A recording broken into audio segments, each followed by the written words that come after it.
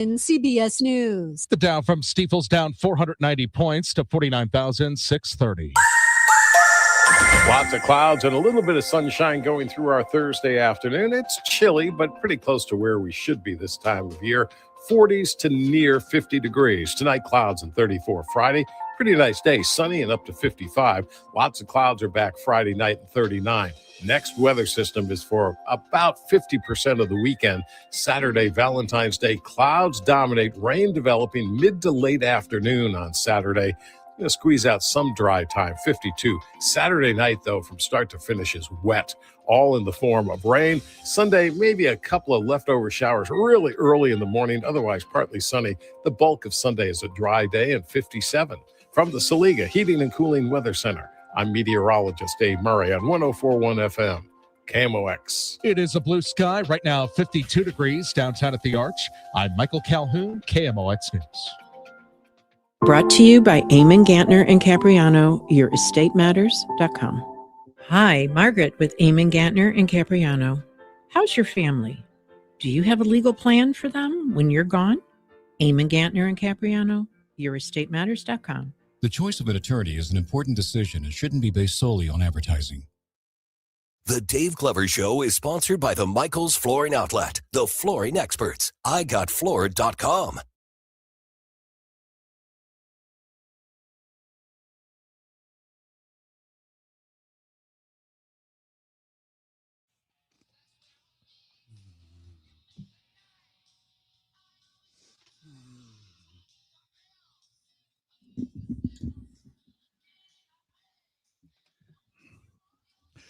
Good afternoon, St. Louis. DGS 1041 FM KMOX.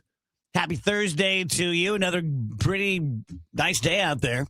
Very nice. We all walked to lunch. Delightful. Went to Jack Patrick's, which I was calling Jack's Patrick, like Ruth's Chris. Oh. That's what I always call it. Is it really Jack Patrick? Yeah. Oh. See, I did not know that. I knew I shouldn't be following her.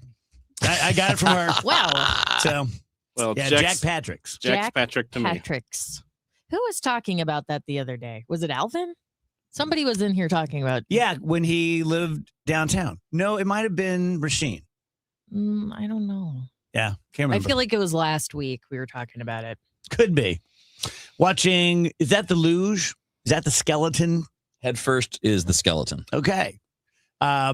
Taking me back, I didn't do it. I was about 8, but like the 18-year-olds in our neighborhood built a mini luge. It's pretty kicking. Yeah, we Pretty did that. great. We did that in the winter quite a bit. We did more bobsleddy. You know, we didn't usually go face first because it meant running into trees when you did.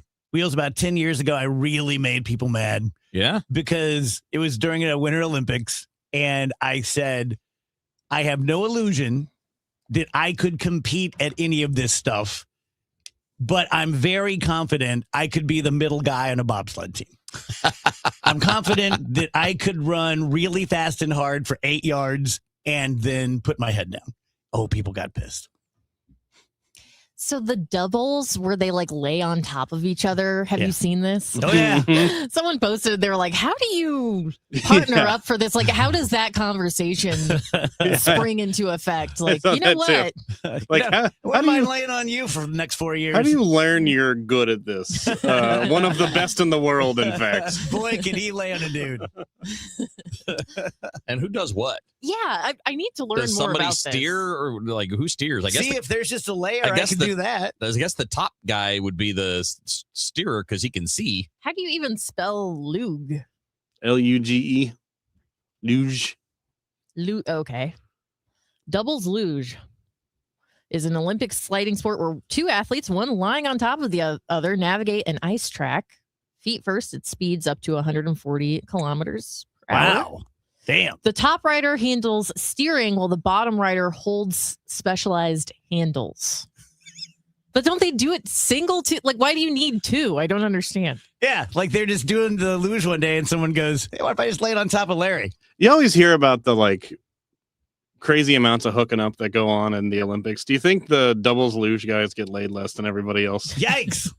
Jeez. Girls are like, what do you do? And you're like, oh, you met Tim earlier? I lay on top of Tim. We go down the hill. Go really fast. Can't seem to go as fast unless I'm laying on top of Tim. So what event is doing the best? You got to think like hockey, snowboarding, right? Speed skiing, the cool extreme sports, right? One would think. Okay.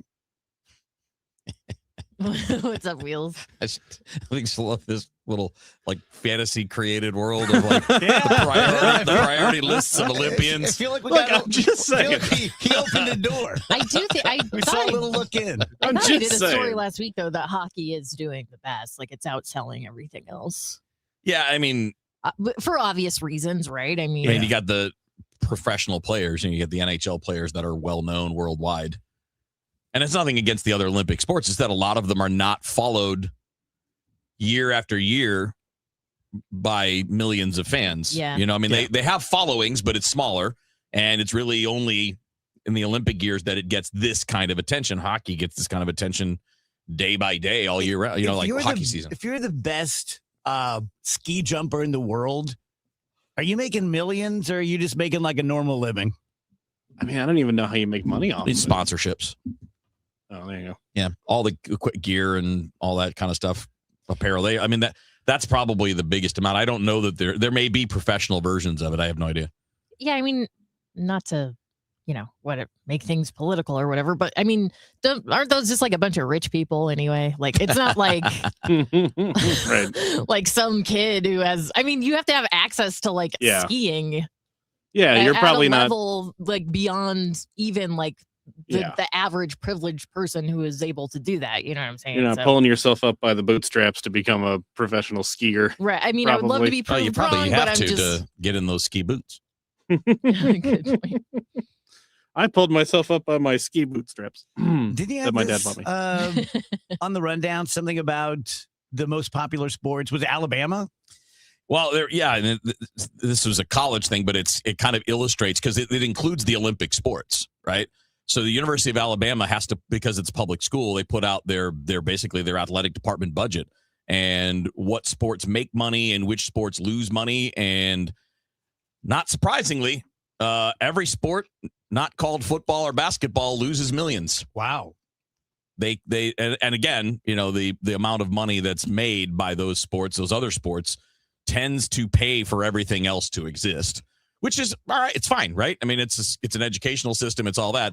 What do you guys think are the biggest money losing sports in college? Well, at least at Alabama, but it's probably representative of other similar schools, like SEC, Big Ten. What's that sport where the guys lay on each other? Yeah, doubles luge is probably the most money losing. So the two Baseball biggest probably loses money. The two biggest money losers are baseball and women's basketball. Interesting. Baseball, in part because they play a lot of games, they travel a lot. You got stadiums to maintain. They don't have the same amount of revenue. So, for example, at Alabama, the revenue for the baseball team was $2.2 million, and their costs were almost $7 million. So, obviously, they're at a net negative of $4.4 million. And for the women's basketball, the revenues are $764,000, and their costs are $5.4 million. And that leads to the deficit of about $4.7 million. And then all these other sports, men's and women's, by the way, tennis, golf, track and field, volleyball, gymnastics, everything loses money. It's just a matter of the degree. So did they do it because they're forced to legally? You got Title IX. Okay. So you have to have equal number of opportunities, equal number of scholarships. Right. But that, it doesn't change anything about, like, for example, men's baseball. Now, these costs can be different at different schools, but this is a good ballpark to understand that even at a major SEC school, the baseball program loses $4.5 million a year. Do football and basketball make up enough to cover the others? Well, football's net profit, again, this is Bama, so not everybody is this, but their net profit was $65 million. So if you add up the other sports, I don't think it adds up to $64 or $65 million. I'm looking at it now, and I'm trying to, if I did it off the top of my head, it's 20. Yeah. 30. It looks like it's maybe 40, 45-ish in losses, but they have 64 in profit from football alone, and then another 9 from basketball. They did a study like this when I was at SIUE, and they found that their number one money sport was men's track. So I'm lying. I don't remember one person watching us do it. For real. But the track and field teams lose men and women each, the track and field teams, so speaking on the Olympic sports, they each lose about $3 million a year. So a lot of where we get Olympic athletes, now not for skiing and luge, because those aren't really intercollegiate athletic sports, but you have other ones where they are. And if you take away the money that's brought in by football and basketball, primarily those training grounds, those opportunities for people that could compete in the Olympics basically dry up. What would happen to college if all sports went away? Great question. You'd probably have a lot fewer people on campus. I think all those people that go to play sports probably wouldn't just go. Some of them would, right? Some of them would be like, well, it's my only choice. I got to do something, right? My sport is not really an option. But it would be a significant loss for most of those sports. It probably doesn't change pro tennis too much if college tennis goes away, because a lot of those players that are that elite are probably that elite earlier on and can go compete as pros, when they would be in college. But more people are doing the college route. But yeah, you're right, Wheels. Like I don't think any of these organizations would be taking like a huge hit. Yeah. And then like a sport like golf, it would have some impact. Like Tiger Woods' kid is playing in college and he's one of the best amateurs in the country. He would not have that opportunity. Now, some of those guys that are super talented, they would have the ability to compete to be on the tour, because all it matters is you're good enough. You have to qualify and then you have to obviously compete to stay there. But it would at least be an option. But for a lot of them, there would be no other option. Okay. Yeah, it's fast. It's a fascinating thing, isn't it? Like, and look, these things shouldn't operate as businesses, right? It's not supposed to be a for-profit company.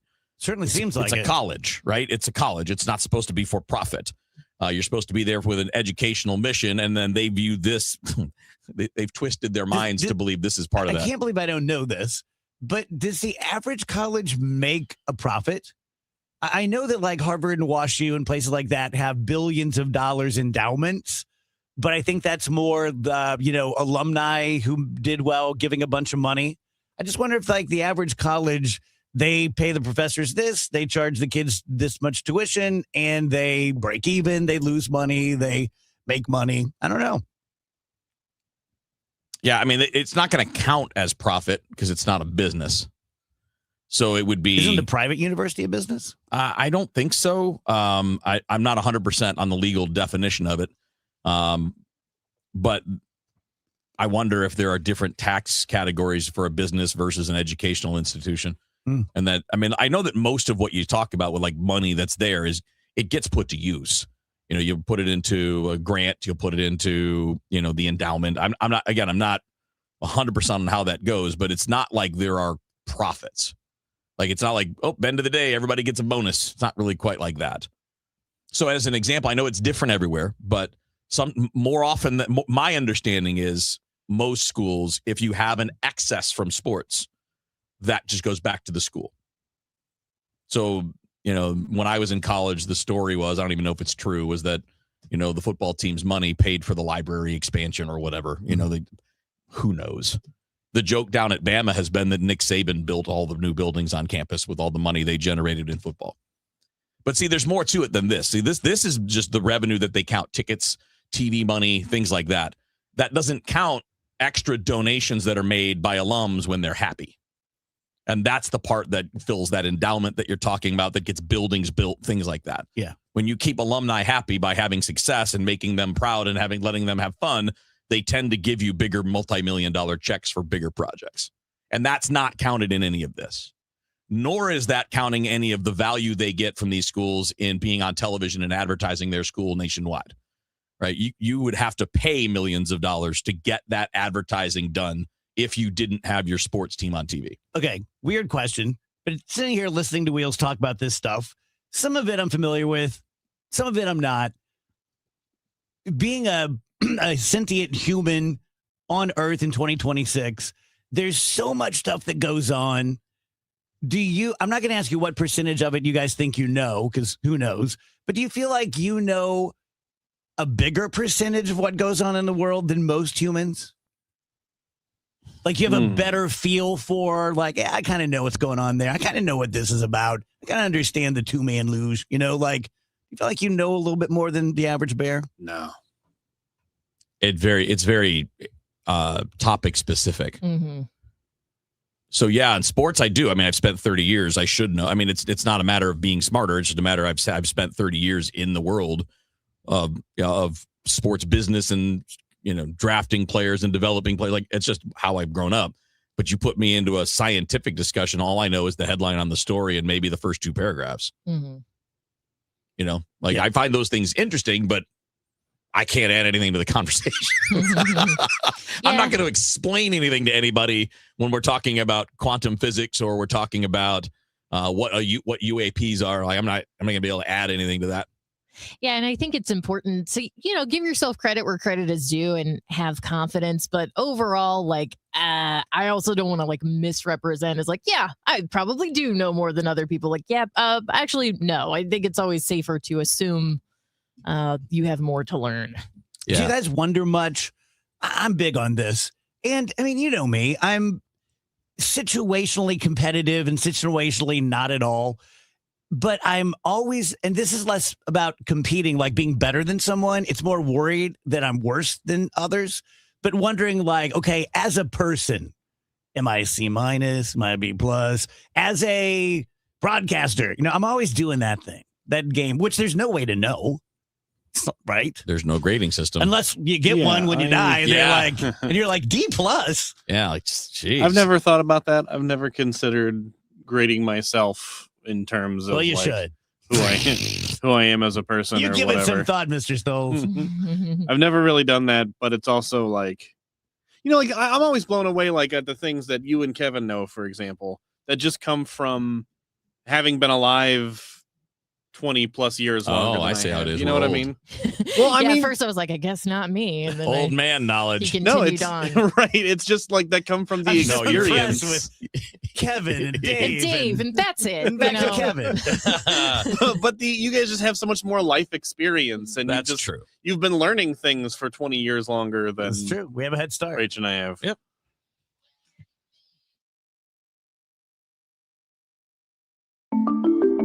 When it comes to lighting, Graybar goes beyond parts and products. We help contractors turn plans into smart designs, manage kitting and deliverables, and navigate local codes so you can stay on time and on budget. Smart, scalable, job site ready. That's not just lighting.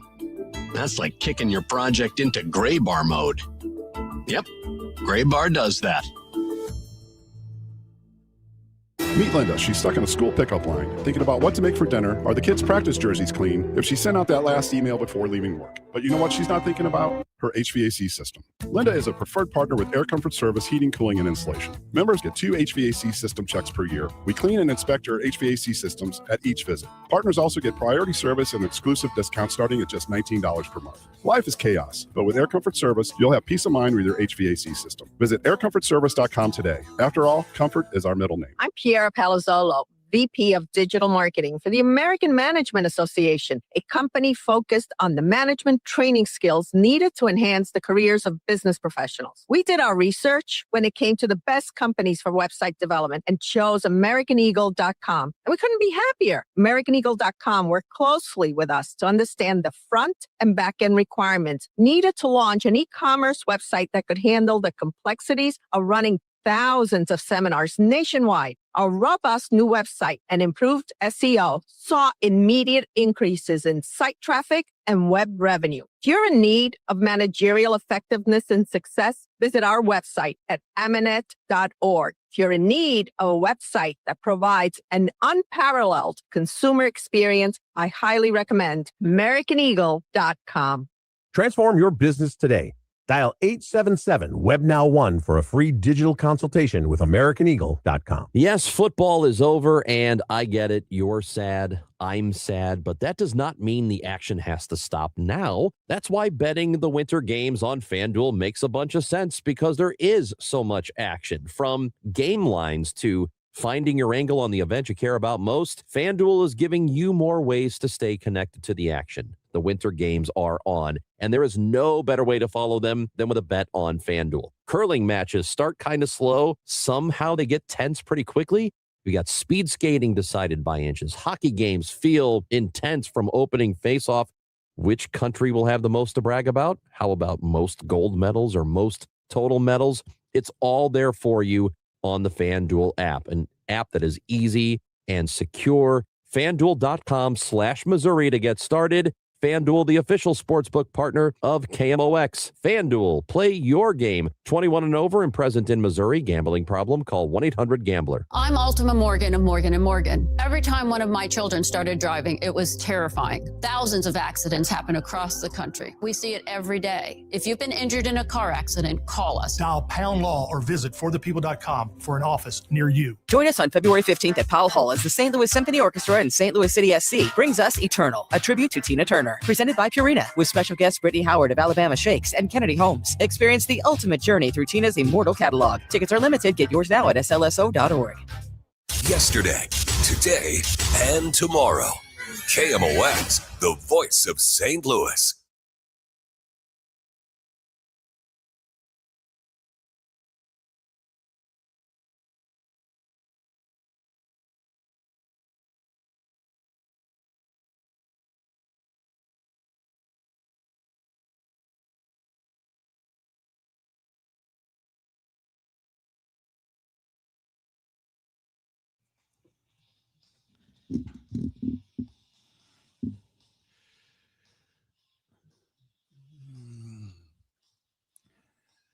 Welcome back, guys. DGS and KMOX 125. It's always a weird day on DGS, but it's going to be a weird day today because I'm just not prepared. I'm just not. I didn't do my job. I'll even show you. Sometimes I have 3 pages of notes. This is the crap I'm working with today. Like 1.5 pages, triple spaced, big writing. Remember that when you're doing reports? Double spaced? You have to... God, were we lazy? You'd do like a 5-page report, double spaced, and you'd agonize over it. Jeez, just freaking knock it out. I should have known early on, though, like in speech class, when people would just lose their minds about giving a 3-minute speech, demonstrate how something works. I was just like, God, jeez, just do it. Yeah, ain't that bad. Change a tire. Like anything, man. Here's how you play this video game. Mm-hmm. Today's National Plum Pudding Day. I don't know that I've ever had a plum pudding. That's another rich guy thing, right? I don't know. I But guess. Luge and plum pudding. Want no part of it. Don't want any part of it. It sounds awful. Rach, what's McDonald's doing to adjust to people being on GLP-1s? So they're thinking of offering more like protein forward menu items, even though McDonald's is already a pretty good option for that. Like they've got all the chicken options and, you know, you could eat your burger with an extra patty or what have you. But this is apparently a thing, not just with McDonald's, but restaurants, whether it's fast casual, you know, any category of restaurant are dealing with the fact that so many people are taking these GLP-1 drugs. It affects their appetite. They're not wanting to eat as much. So obviously they're not going to want to go and spend a certain amount on an item that they're not even going to finish. So there's just a lot of adjustments that are going to be being made. I'm sure there will still always be like McDonald's is the home of the supersize. They don't offer that anymore, but I think you'll always have the opportunity to kind of pig out if you want a McDonald's, but they are looking into leaner options for 5 years from now, everyone who wants to be on a GLP-1 will.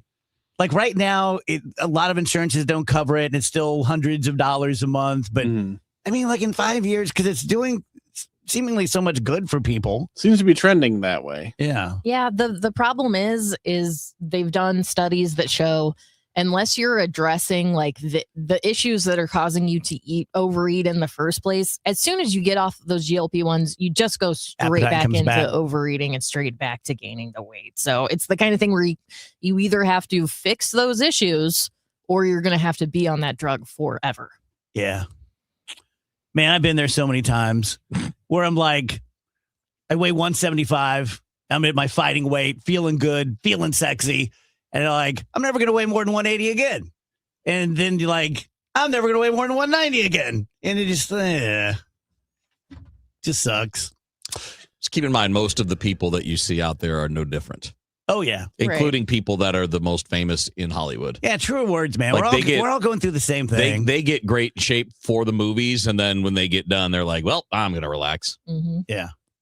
Tell you guys about Universal Windows Direct. Again, meaningless what the deal is, unless you trust me enough that I have vetted them and looked into them, and their products are really good, and the people are really good. They're not fly-by-night, and you're not going to buy a house full of windows from Universal Windows Direct, and then 10 years later, they're gone, and you're stuck with a meaningless guarantee. You're covered once you buy from us. You're never going to pay for those windows again, and they're offering you a really good deal. Buy 2 windows, get 2 for free with no limit. 0% interest for 36 months, so 3 years to pay, same as cash. $500 off your total project. Locally, call 314-334-2522. Check them out online at universalwindowsdirect.com. When it comes to affordable term life insurance, everyone's whistling the Big Lou tune.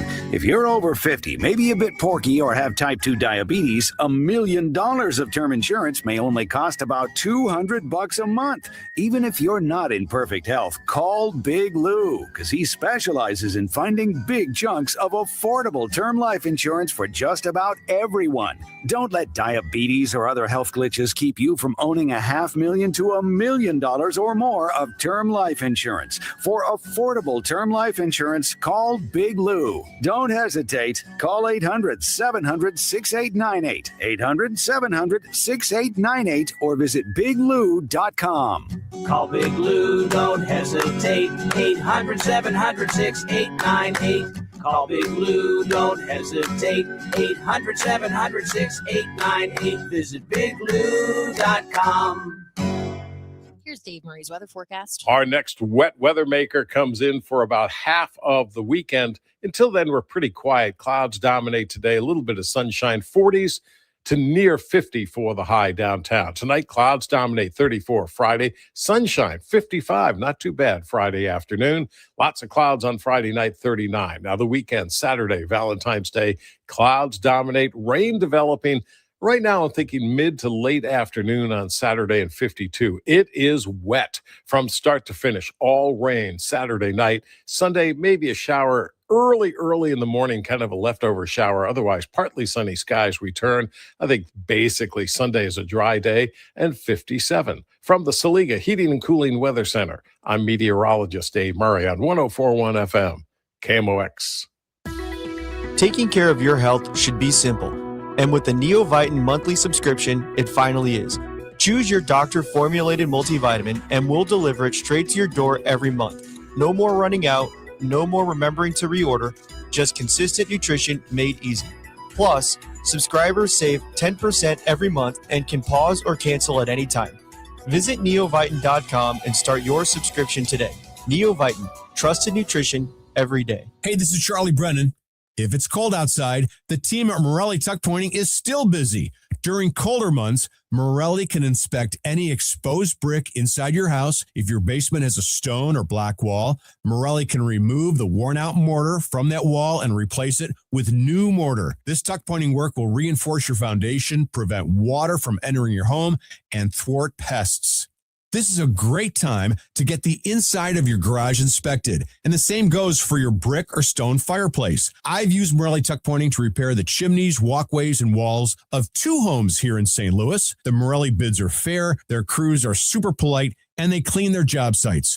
Don't take my word for it. Check out the reviews on Google. Winner of the BBB Torch Award and the Next Door Neighbor Fave Award. 35 years in business. An A-plus rating from the Better Business Bureau. 314-645-1387. MorelliTuckPointing.com. Hey, it's Matt Pauley. I'm in Jupiter, Florida, covering Cardinal spring training as the Redbirds get ready for a new season. Listen for Matt's Reports Daily. Sponsored by St. Louis Composting and Happy Roof on the voice of the Cardinals, KMOX.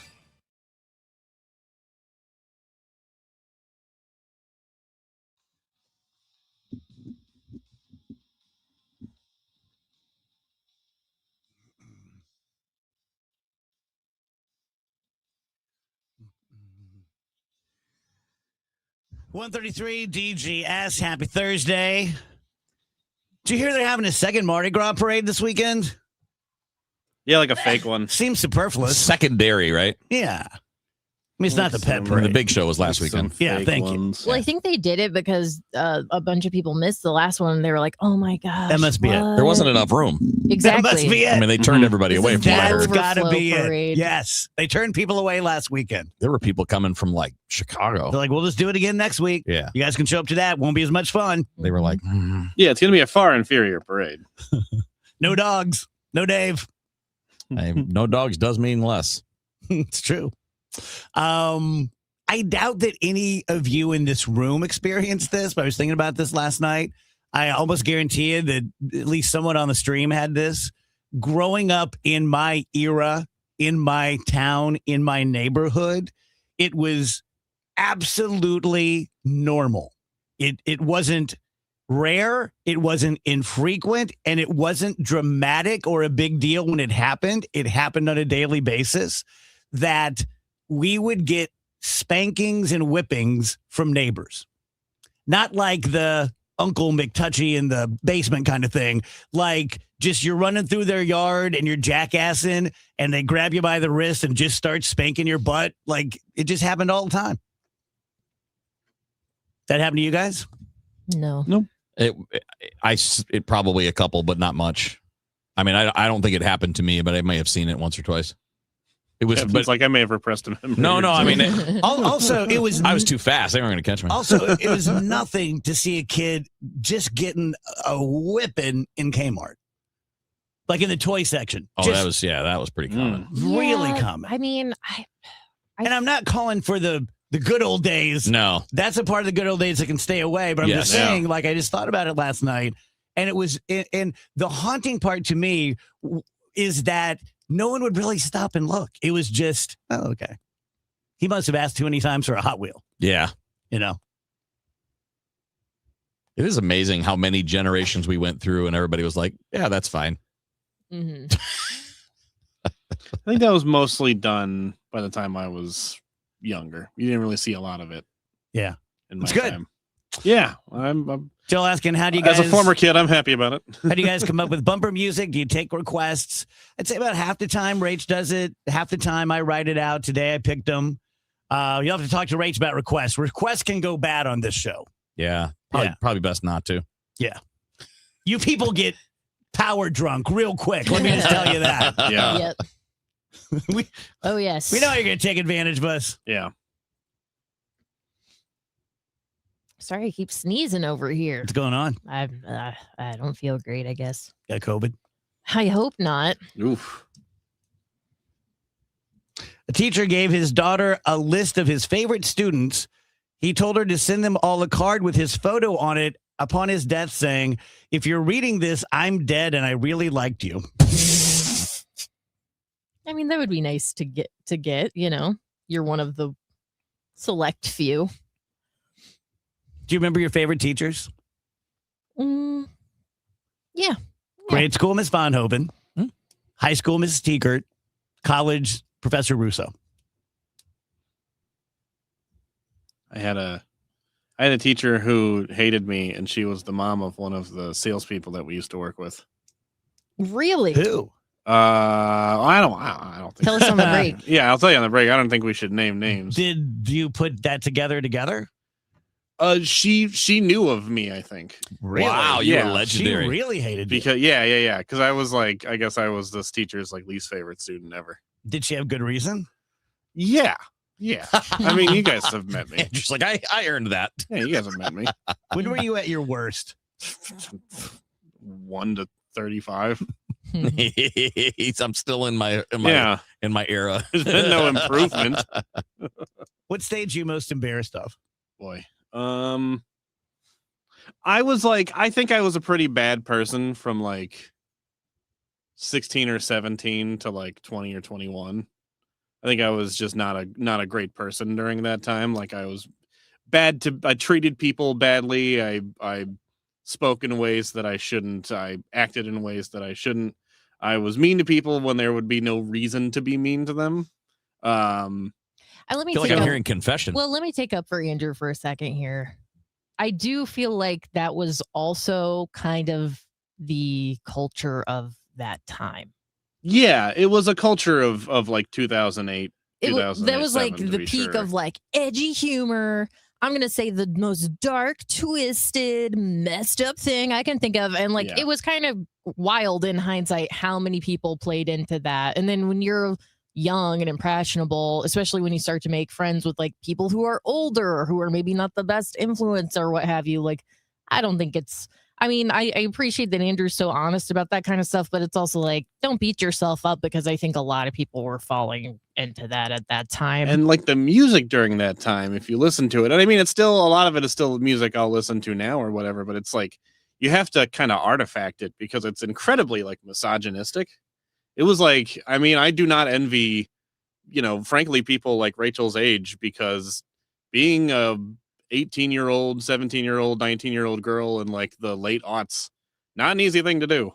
Yeah, a lot of stuff was aimed at you. Your era of teenage years is a big era for people your age now getting in trouble for things they posted then. Does that make sense? Yeah. Like back then it was kind of the Wild West. Yeah. Going back and find a lot of times when it's like, we dug up this person's old tweets. Like, James Gunn was making all those, bad taste jokes about dead babies or whatever on his Twitter account or whatever. That was all from, 06, 07, 08, 09. It was just, I mean, it's not to cop out or whatever, but it is what the culture was. It was widespread. Yeah, it was the chic at the time. Yeah. And I think a lot of times when you find old tweets like that dug up, they're going to be from that time period. Dude, if they had tweets from the 70s and 80s.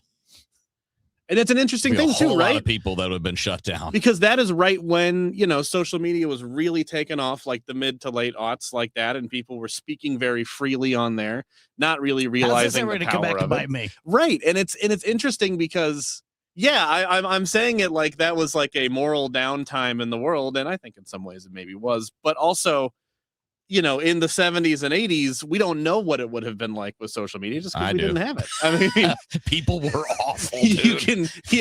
Especially the 70s. You can make some estimations, I think. You think so?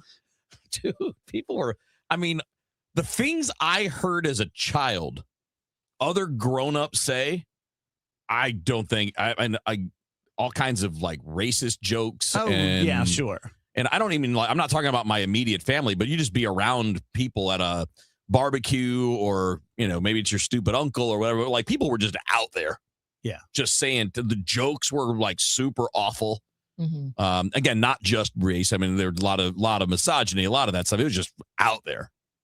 And because at the time it was just, well, this is how people are, at least in that general vicinity of where I lived. Probably pretty widespread. Probably different in other places, but I mean, I see the TV shows from back then.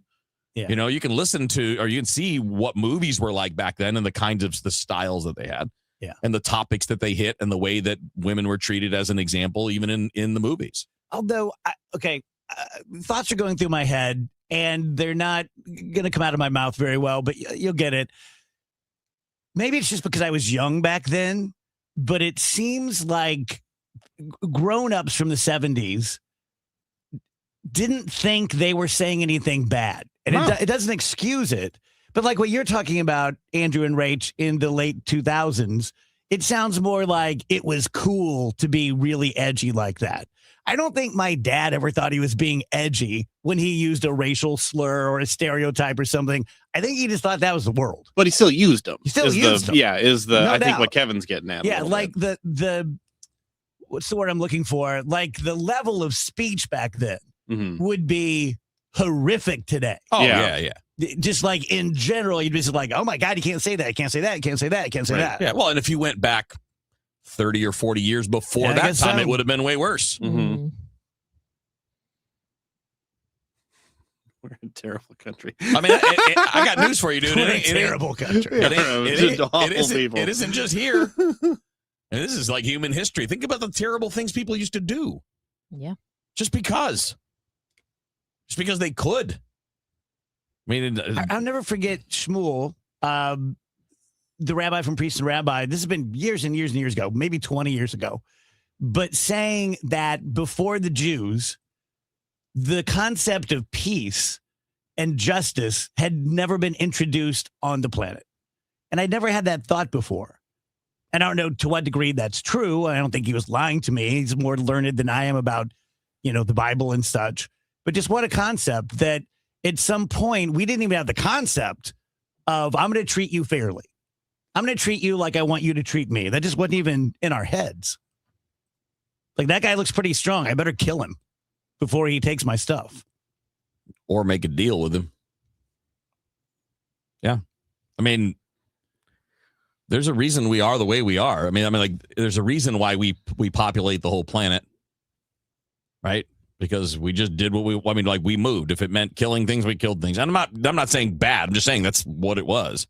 Whether it was animals or forests or other humans. I wonder if we really were meaner and more cunning than like the Neanderthals or the Denisovans. If they're just like, chill out. What's wrong with you guys? Don't know if it's that or if we just were better at adapting. Yeah. Don't know. But I mean, the progress on all of this is definitely getting better as you go. At some point. With some setbacks here and there, but I mean, it's been progress going the right direction for a long time. There was a group of hominids who saw us coming in. They're like, oh, God. Not those guys. Friggin' Homo sapiens. They always fight. God, I hate them. Why do they always want to start fights? Why are they always making edgy jokes? It's not funny. Why they lay on top of each other and go down the snow hill?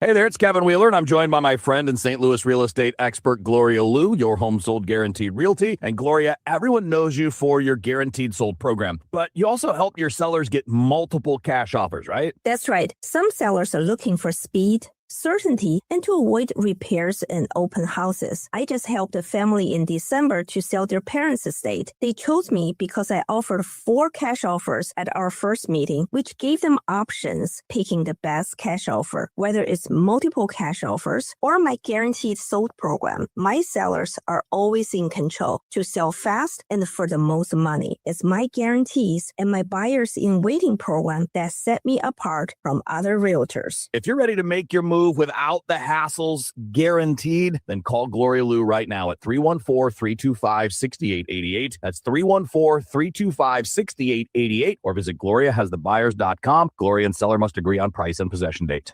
St. Louis, get ready. One of the most powerful voices in country music is coming to the Dome at America Center on March 7th. Zach Bryan, live in concert. It'll be fun about those clubs, I'm telling you, baby. With the songs you know by heart. You can see now. One night, one stage, an unforgettable night of raw, honest music. Tickets available now at Ticketmaster.com. For more information, KMOX.com/events. Join Mark Patrick Hypnosis. Lose the weight or stop smoking. Guaranteed only $59.99. Saturday, March 7th at the Residence Inn by Marriott, St. Louis Westport in St. Louis. Weight loss hypnosis starts at 11 a.m. Registration at 10:30 a.m. Stop smoking starts at 2 p.m. Registration 1:30 p.m. At Target, we're unlocking all the feels this Valentine's Day. It's the perfect time to spread extra love and spoil everyone on your list with unforgettable gifts. First, give a cuddle-worthy surprise with the cutest plush toys, or get party ready and treat yourself to stylish women's dresses you'll heart.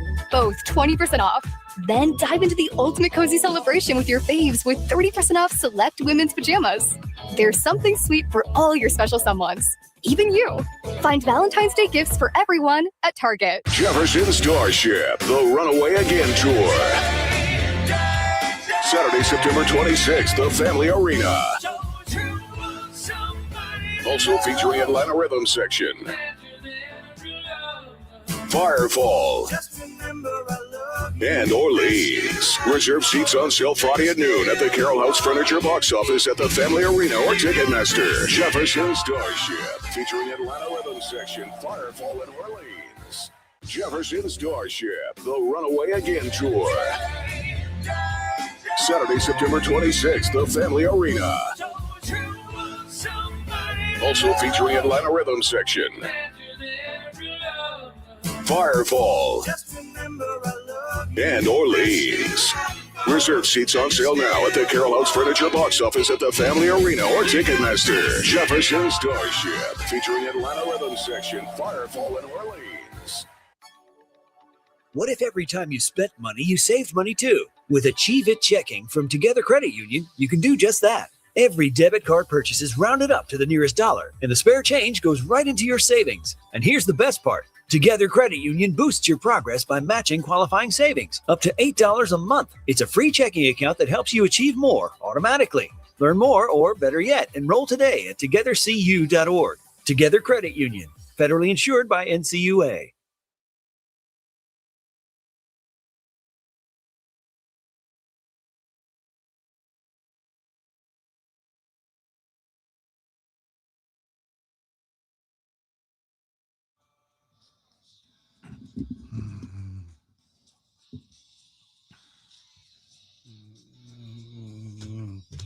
Welcome back, guys. DJ S149. Happy Thursday. Andrew, you're having more tire drama? Oh, my gosh. Okay, so you guys remember a few years ago when I couldn't get this tire stuff straight. Yeah. And it was like every time, I mean, I guess it was like a decade ago at this point, but it's like every time I would get in the car, something terrible would happen to I would get a flat, and then I would put the spare on, and then the spare would go flat. I remember this. Just absolute disasters. I had listeners giving me toes because AAA told me they wouldn't come out anymore to help me with the tire. I'm not sure they're allowed to say that. Apparently there is a limit to how many times you can call them and say, my tire's flat. Will you please come help me? And I hit that limit somehow in a year. You were running on skinny tires for a while, right? The little donuts? As little as I could. I mean, I've always been good about not going on a donut forever because I know I'm going to need it later. Okay. But at one point I did have the donut go flat because I just by nature had to use it. I live like 30 miles away from work. So, I would, if it was flat at work, I'd need the donut to get me home. Anyway, now there's a nail conspiracy going on. And I say it's a conspiracy because my back right tire had a nail in it that probably happened on like Thursday or Friday last week. So about a week ago. And then my father had a nail in his car in the exact same place, back right tire. And his neighbor across the street, our buddy Adam, he had one in the back right of his tire. So I think there must be a serial nailer. I meant to check the behind my tire before I left the house today. I forgot to do that. Serial nailers, serial poopers. You live in a dramatic neighborhood. I'm starting to think it's me. I'm starting to think that I'm just attracting these problems. I don't do anything, so I wouldn't think it would. Didn't you have on the show sheet a couple weeks ago that you came out somewhere and there was a knife in some guy's tire? Oh, yeah. Okay, so let me finish this tire story first. Okay. Then, so I get that tire patched. Then the day after, so Tuesday, Monday I got the tire patched. Tuesday, another nail in that tire. Same tire. Same kind of nail? Yeah, same kind of nail. So there was, here's my theory. My theory is that there was a house not far from me that was getting like roof work done a few months ago. So I'm thinking maybe there were some lazy nail tosses, right? And then maybe plows push things around in weird ways. Maybe I just happened to get unlucky twice in a row. I don't know. But I'm getting nail paranoid at this point. And then so last week this is maybe 2 weeks ago now. I was somewhere, and the car that was next to me had all four of their tires. When I came out to my car, all four of their tires were slashed, and a knife was shoved, like the knife presumably used to slash the tires, was shoved into the car door, like stabbed into it. Where was this? It was like the Grand area. Just like out on the street. And I'm sorry, this was your friend, or this is no, this was next to? I was just somebody that I was parked next to when I was leaving. Strange. I know. And at first I thought, so this was right after like the big snows. So I immediately, my mind went to our conversation about like taking someone's spot. Yeah, spot taking etiquette. Yikes. But this felt, the more I thought about it and the more I talked to people about it, it felt a little more that's personal. an insane reaction to someone parking in a cleared spot. Exactly. I mean, it's an insane reaction to anything, but like exactly truly very troubling. Exactly. It felt the more I thought about it, because my first thought was immediately like, oh yeah, well, I shouldn't have parked in that spot. But the more I thought about it, the more I was like, nah, this was like someone had been wronged somehow here. Maybe they thought it was your car. And they're like, well, I put. Well, he's got all these nails going. Maybe they're following him around. It sounds like someone caught someone cheating or something. Yeah, that feels like a revenge thing. Right, a revenge. Yeah. That's more where my mind has Maybe drifted. they hated that brand of car. It was a Subaru, so if they hate, there you go. If they hate If you're Subarus, going to stab a car, stab and a I don't think they Subaru. thought it was my car because my car is very different than that one. That was like a smaller white car. Mine's like a bigger black car. I'm not sure if you have more drama than most people I know, but you have interesting drama. That's what I'm starting to. I think it's me. I think I just attract the weirdness, and I remember all of the weird things that happen because it's like this is content, baby. Come on now. I miss the old days. Wheels, we had this janitor here when we first got here who thought his name was Frank, and Andrew just let it go for like a year. Yeah, and he would. It would got really awkward. Really awkward. Yeah, because he would come around, and I wouldn't answer to the name Frank typically on first call because that's not my name. So he would come in and he'd be like, "Hey, Frank," and then I just wouldn't say anything, and he'd be like, "Frank, playing a little hard to get today." Oh my God. Okay, well, I'm speaking to you, Frank, and then I'd go like, "Oh, right, I'm Frank. Hi." Well, this is kind of further proof that Andrew is the drama because let me pull the rest of the room. If someone was calling you by the wrong name. Oh yeah, I'm gonna be like, hey, Yeah, wouldn't you say like, oh, that's actually not. Oh, this is a little awkward. That's actually not my name. My name is not, Karen. My name is Rachel. No question. You would fix the problem instead of just and for the first whatever time, too. reason Yes. allowing it to continue. Like, oh yeah, we were only introduced once. Hi, I'm Kevin. Well, I guess it's just my life now. Yeah. Andrew says, I'm just This Frank guy's- forever. This guy's such a jerk. He thinks my name is Frank. It's like, well, you well, you do have a bit of a responsibility. I never thought he was a jerk about it. It's just I never corrected him. If I found out after all these years that Fred Bottomer's name was Ted, and he just never corrected me. That's kind of on Fred or Ted at that point, That is something that would happen to Fred too. That's believable.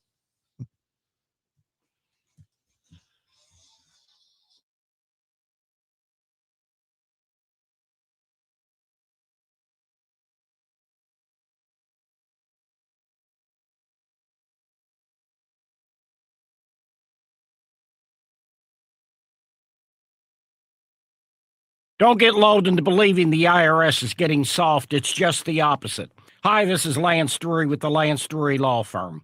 We are being told by IRS collection officers that their higher-ups are demanding that they get more aggressive than ever. So don't ignore them any longer. Level up. If you have unfiled returns, unpaid taxes, levies, or liens, call me, Lance Drury, today and let me get between you and the IRS. I'll protect your rights. At the Lance Drury Law Firm, our practice is focused 100% on fighting the IRS. Remember, IRS problems are legal problems, and they need to be handled by an expert attorney who's done it for decades. So call the Lance Drury Law Firm today. We're local. Our office is right here in St. Louis. Call 314-260-6120. Visit Lance, DRURY law.com to schedule your free consultation with your local tax resolution law firm. The choice of a lawyer is an important decision and should not be based solely upon advertisements. How many of you think taxes will go up in the future? And if they do, who will get hit the hardest? Maybe it's you, headed for retirement. You've been saving in that 401k or IRA, and that money has never been taxed. And Uncle Sam is looking at that account like it's a big, juicy steak. What can you do about it? Join the All Financial Group for their Taxes in Retirement Seminar, Thursday, February 19th or Tuesday, February 24th. They believe a financial plan is not a retirement plan without a tax plan. Fund your retirement, not Uncle Sam's. Reserve your spot today by calling 636-230-8824. That's 636-230-8824. Or go to yourmoneymattersstl.com. Investment advisory products and services made available through Impact Partnership Wealth, LLC, IPW, a registered investment advisor. Neither the firm nor its agents or representatives may give tax or legal advice. Individuals should consult a qualified professional for guidance before making any purchasing decisions. Too many tools, too much stress, and way too many bills. Odoo replaces it all. One connected platform for every part of your business, so you can work faster, smarter, and for less. Odoo, the only software you'll ever need. Try it free today at odoo.com. That's ODOO.com.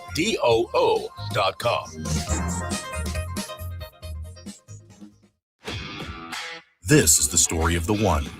As the purchasing manager at a manufacturing plant, she knows the only thing more important than having the right safety gear is having it there when you need it.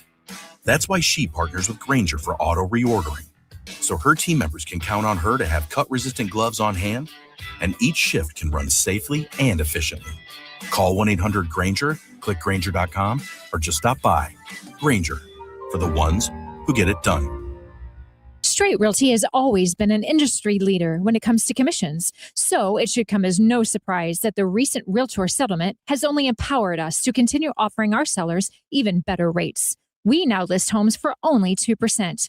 Hi, I'm Christina Straight, owner of Straight Realty. Call me, 314-441-4444. Why pay more than 2? You can also listen to my podcast on my website, straightrealty.com. Commissions are not regulated and are negotiable. Straight Realty is a licensed broker in the state of Missouri. I got you something extra special for Valentine's Day. Yeah? How does a blow and go sound? I like it. Great. Air Comfort Service will be here on Monday. Wait, what? Our attic insulation is in bad shape. Air Comfort Service heating and cooling and insulation can top off our insulation with blow and go and make our home more energy efficient. We can save up to 30% on our energy bills. I love it when you talk savings to me. Schedule your blow and go attic installation from Air Comfort Service. Visit aircomfortservice.com/blow today.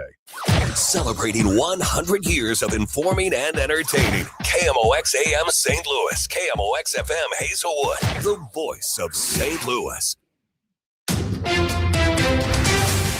At 2 o'clock, we've got sunshine right now, 53 degrees downtown at the Arch. This Saturday, tens of thousands of people are going to fill the streets of Soulard for the 47th annual Bud Light Grand Parade. More than 3 miles of barricades, 150 concrete barriers, so don't plan on taking any type of vehicle into Soulard. No golf carts or cars. E-scooters will be disabled. There are 4 pedestrian entrances and 5 rideshare pickup points. Outdoor liquor sales stop at 6. Soulard bars close at 11:30. Staging for Saturday's parade is moved to 4th Street between Shelter and Walnut. St. Louis Police Chief Robert Tracy says they will have mutual aid from St. Louis County Police and Missouri Highway Patrol. On Saturday, we'll have an entire city and dozens of neighborhoods to protect and 911 calls to respond to. In Soulard, there will be officers you see and officers you don't see. Tracy adds, if you're under 21, don't come to Soulard to think you can drink. We will have underage drinking task force out to monitor and enforce the law. You cannot bring glass bottles or cans, and if you carry a purse or bag, it should be small and see-through. Maria Aquina, KMOX News. The Trump administration has officially rolled back a scientific finding meant to combat climate change. The 2009 endangerment finding determined carbon dioxide and other greenhouse gases endanger public health. President Trump disagreed. Fossil fuels have saved millions of lives and lifted billions of people out of poverty. The president also said his action would drive down prices. This action will save American consumers trillions of dollars and will lower the average cost of a new vehicle by close to $3,000. As for concerns about what the rollback might mean for public health, I tell them don't worry about it because it has nothing to do with public health. Linda Kenyon, CBS News, the White House. There's a new video from Savannah Guthrie. Details from reporter Andres Gutierrez. Savannah Guthrie has posted yet another Instagram clip in which there is a caption that says, "Our lovely mom, we will never give up on her. Thank you for your prayers and hope," and some home videos of Nancy with her kids there. Beautiful moments. It's not just physical prowess. Aerodynamics are key for many athletes at the Winter Olympics. Mark McQuilling is professor of aerospace and mechanical engineering at St. Louis University. McQuilling tells KMOX's Total Information AM one of the most famous examples of apparel making a difference is swimmer Michael Phelps in 2008. He won 8 gold medals. And he did that with a Speedo, very engineered wetsuit. I think they might have even partnered with some NASA engineers to do some testing. It was made of a rubber-like substance to reduce drag. It also compressed his body. The suit took an hour to put on. It would trap little bitty air bubbles inside that suit due to the rubber-like construction, which gave him a little bit more buoyancy. The next year, more swimmers were using them. By 2011, they were banned because they so dramatically enhanced performance. Megan Lynch, KMOX News. The KMOX business desk, a promising stock rally at the start of trading has quickly faded from view on Wall Street. Here's Jason Brooks. Stocks are withering under a blistering tech sell-off, with the Dow quickly retreating from 50,000 after trading above that milestone for the past week. Cisco sparked the tech sell-off, even though the company reported record revenue in the recent quarter as it benefited from the AI spending boom on data centers. But Cisco says a memory shortage is driving up costs, and that's causing collateral damage through the entire tech sector, with Apple, Amazon, Meta, and Microsoft sliding lower. Stocks are also under pressure on diminishing odds for a Federal Reserve rate cut at the next 2 meetings, with the market pricing in the next cut for June. The Dow from Stifel is down 344 points to 49,776. Our next wet weather maker comes in for about half of the weekend. Until then, we're pretty quiet. Clouds dominate today, a little bit of sunshine, 40s to near 50 for the high downtown. Tonight, clouds dominate 34. Friday, sunshine, 55. Not too bad Friday afternoon. Lots of clouds on Friday night, 39. Now the weekend, Saturday, Valentine's Day, clouds dominate, rain developing. Right now, I'm thinking mid to late afternoon on Saturday and 52. It is wet from start to finish. All rain Saturday night. Sunday, maybe a shower early in the morning, kind of a leftover shower. Otherwise, partly sunny skies return. I think basically Sunday is a dry day and 57. From the Saliga Heating and Cooling Weather Center, I'm meteorologist Dave Murray on 104.1 FM. KMOX. We've got sunshine right now, 53. I'm Michael Calhoun, KMOX News.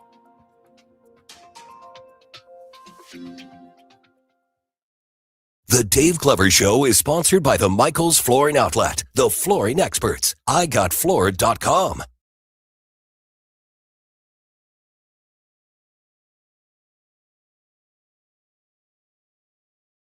Welcome back, guys. DGS on KMOX 2:05 on the dot. Happy Thursday. Kind of a lazy day on the DGS, not going to lie to you. Dave's lazy anyway. Who was it? Art of War asked if there was a dress code for KMOX, saying that Wheels looks like he'd be more comfortable in sweatpants. I know of no dress code. I know that when we got here 5, 6, 7 years ago, whatever it was, I think that was still, no, it wasn't CBS, but it was pretty soon after the CBS. Yeah.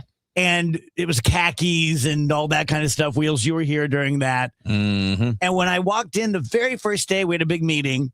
And this guy's no longer here, but like the enchilada who flew in, I was dressed like I'm usually dressed, beanie, T-shirt, and all that. And he comes up to me and he points at me and he goes, "This is what I'm looking for. This is the vibe I'm looking for." And I'm like, well, I'll bring it to you. Good thing. Fair enough. But Wheels, I know you wear like athletic pants sometimes. Yeah, I have like sweats that look like Lululemon kind of looking things. They're not that tight, but yeah. Yeah. They look like, they could be khaki type pants, but they're sweatpants. Yeah. I know a lot of the people outside of here will wear like yoga pants and so. Yeah. I'm fine in jeans though. It's my normal. Yeah. That's probably my regular out of the house gear. Yeah. I felt kind of bad. Wheels and I were invited to a nice event the other day by a good friend of ours, and I couldn't make it because I had something else going on. But I also don't own nice clothes. And it's kind of embarrassing. At 61, it's kind of embarrassing that even though I can afford them, it's still a little bit embarrassing that I don't own it. But, I mean, I spent 10 years as a lawyer, and I hated the suit and the tie every day and bleh. And I'm just not kind of built that way. So when I got into radio, I'm like, why would I ever wear this again? So, yeah, I at this point, I don't even own slacks. So, like, if there's a funeral or something, I'm going to Nordstrom, and so. But no dress code. None that I know of. Nope. I do think that shorts are frowned upon. Yeah, I don't think you're supposed to wear shorts. Yeah. Okay, so this is much bigger news, I think, than we're giving it credit for. But it was just on the KMOX top of the hour news that I believe during the Obama administration, there was like a presidential finding or something that climate change was a public health risk. And a lot of climate change laws and regulations were built upon that finding. And today, Donald Trump revoked that. And you heard his comments there saying, don't worry about it. It's a hoax. It has nothing to do with public health. And so your cars are going to be cheaper. We're going to save trillions of dollars, and no one's ever going to, nothing bad's going to happen because of climate change. I think this is an interesting topic because it elucidates one of my kind of primary underpinning theories. And it's this. I don't know about climate change. You guys in the audience, unless you're a scientist, I doubt you really know about climate change. Maybe watched a couple specials. I've watched a couple specials. And I think that that's an interesting political position to take when you really don't personally know or understand it. Like me, I don't. I could talk maybe 30 seconds about climate change. So what you end up doing, I think, is you adopt the opinions of the people you trust. And I don't know that I've ever adopted a climate change opinion from a pundit. To me, it's more that most of the scientists who I see believe that climate change is real and that humans are causing a big part of it and it's going to lead to this and this and this. But I would never look at like Rush Limbaugh or AOC or Sean Hannity. Like, why do I care what you think about it? You don't know any more than I do. Does that make any sense? Yeah, of course. And I think it's really interesting when you have a topic like this. I can have an opinion on whether Trump is a piece of crap or the greatest president of my lifetime. I feel perfectly valid having that opinion, but I feel a little sheepish when if I really go strong on climate change. Yeah, I mean, so why do we not think the wisest thing is to pay attention to the people that study it for a living? That's my position. Because the American Association for the Advancement of Science, American Chemical Society, American Geophysical Union, American Medical Association, American Meteorological Society, American Physical Society, the Geological Society of America, and then a whole list of other agencies and academies all believe that our actions as humans are having a negative impact. We can all argue about the degree. We can all argue about the time frame, right? Because there's a lot of people that did the climate change, climate science world damage by exaggerating and by making claims that things were going to be happening fast and when it doesn't, then you get the boy who cried wolf dynamic. And then that increases the number of people that will listen to those that are less established in this particular area of science. But to me, this is like you're diagnosed with cancer. Are you listening to the oncologist or are you listening to the YouTuber? What do most people do? You have a heart problem. Are you going to go to a cardiologist or are you going to go to a homeotherapy guy? I'm not even diminishing those other things. What I'm saying is you trust people who spend their lives studying a thing. When you have a problem with your car that's beyond your own capabilities, do you go and try to learn it on YouTube? Do you find some guy who watches YouTube, or do you go to a mechanic who's been fixing cars his entire life, or at least his professional life? I mean, it doesn't seem very complicated to me. And I don't know why it's political. Well, I do know why it's political, because who doesn't like the regulations? Big business. Yeah. They don't want to be told they can or can't do things. They obviously will cut corners where they can. If we didn't have all kinds of laws, we know from the past, for example, with things like dumping chemicals into water streams, companies did that stuff. Why do you think we have toxic materials that have been found in St. Louis going back to the 1940s? Because at the time, maybe it was ignorance, whatever. Maybe it was expediency. You're like, just bury it over there. We have rules and laws because people who study these things and understand the science behind them, not just climate, but all these things, say this is bad for us. It's better if we don't have this. It's better if we control this. But financial interests in the modern world win almost always, because they have lobbyists, and those lobbyists give money to politicians and to YouTubers and influencers and all kinds of people that will push the message that they want to push. I'm perfectly happy listening to groups of scientists that spend their careers studying a thing before I would listen to some dude who, is a lawyer in his real life, but decided to take this on as a hobby. Joel says, also many of the prominent people telling us to reduce our emissions are doing so from their private jets and yachts. For sure. I agree with that. Absolutely. But I don't think that changes whether it's real or not. Yeah, I mean, I think that's to the point of there are people out there that are harming the issue. Yeah. They're harming the argument on the side that the scientists are making because they're saying one thing, doing another, or they're exaggerating or whatever. But you still, we still basically operate in a world where when you're going to invest your money, do you invest your money with a guy that watched a lot of YouTube videos, or do you invest with someone who works for Merrill Lynch or who runs their own place? I mean, of course you want somebody to manage your money who knows how to do that and does it for a living. There are just so many people who I know who are not big business by any means and are passionately, vehemently of the opinion that climate change is a hoax. And I'll call them on it because they're friends. I'm like, you don't know your ass from a hole in the ground. Tell me why it's a hoax. And it's always because this guy says it's a hoax or that guy says it's a hoax. And there are some things like that I think you can, okay, I think I agree politically with this guy. But something scientific, I agree with you, Wheels. Like, why do you care what this pundit thinks? But it's also not just in the U.S. There are scientists, agencies, and governments all over the world that agree on this. So what, the 1% are right? Why don't we maybe think about, okay, maybe the majority are wrong, but where's the harm done in making sure? Oh, it's going to cost some companies some profit. Boo-hoo.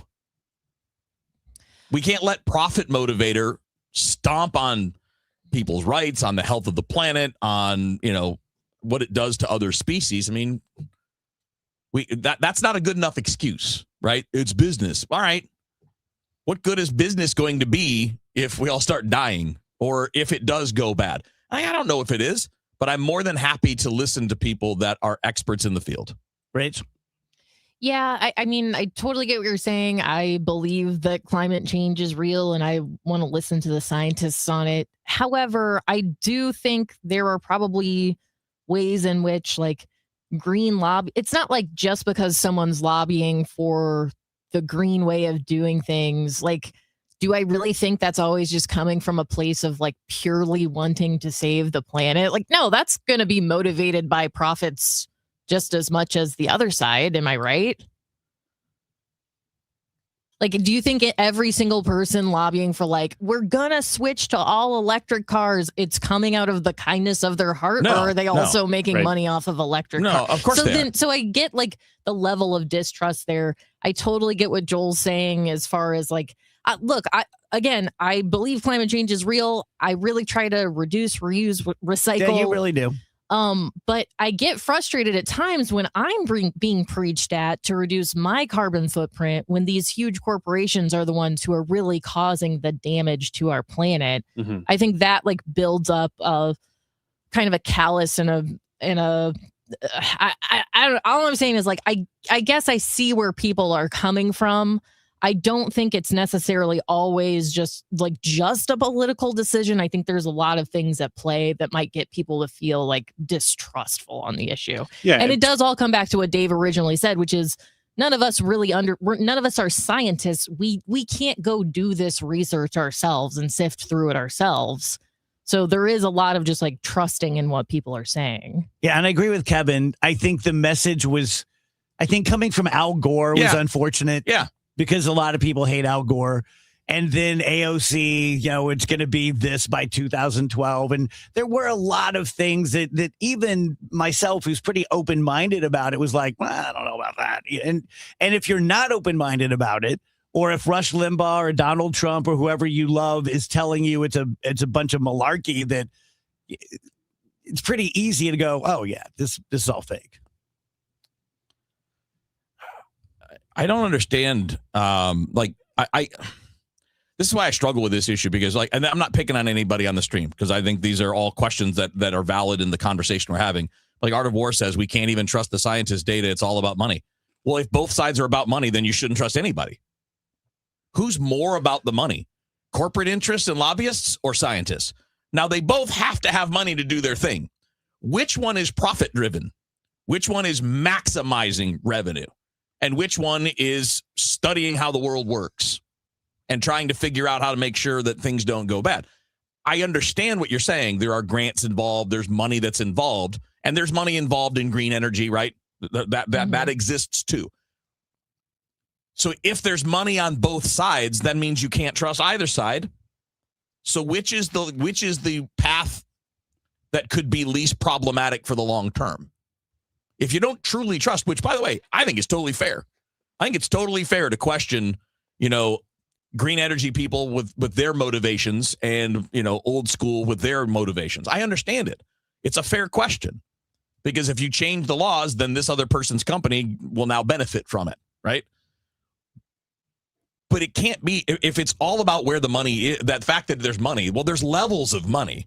Which side is lobbying Congress with billions of dollars? Which side of this argument is spending billions of dollars in lobbying over the course of time? Mm-hmm. I'm not saying that makes it wrong, but it kind of shows you where there's the strongest motivator. But if this is the case, then, why not anything? I thought Dave Hines made an interesting point. Do we use the same just-in-case argument about national defense? Yeah, we have way more than we need just in case, right? Nobody's invading the United States, but we're prepared for it. You can damn well bet we have plans, we have personnel, we have the equipment, but nobody's doing it. You're not crossing giant oceans to get here. Who's doing that? Nobody. But I guarantee you we have plans for it. And I guarantee you we know how we'd handle it. We have the contingencies for it. Because you never know. Just in case. I think our national, if we ran a lot of things like we run the defense, we would be being a lot more careful about a whole lot of things. Great point. But in the world of defense, we don't leave anything to chance. Yeah, really good point. My time of day to tell you guys about First Missouri Credit Union, whether it is the vibe, just everyone being so friendly and nice. And I know how goofy and Pollyannish that sounds like. Hey, I'm a grown-ass person. I'm not going to move my money to a brand new place with brand new people because they smile at me. But the overall vibe and the approach filters down to decisions. I absolutely promise you that there are loans and situations that a credit union like First Missouri will look favorably upon and say yes to you, that a bank will absolutely categorically say no. So that's a big advantage right there. 4.27% on your checking account, which is more than any other CD that I know of in the St. Louis area. Could be wrong, but I check them out once a month, and so far they've always been the highest. Up to $100,000 in your checking account. Take it in one day, put it all back in the next day, wherever you want to do its checking.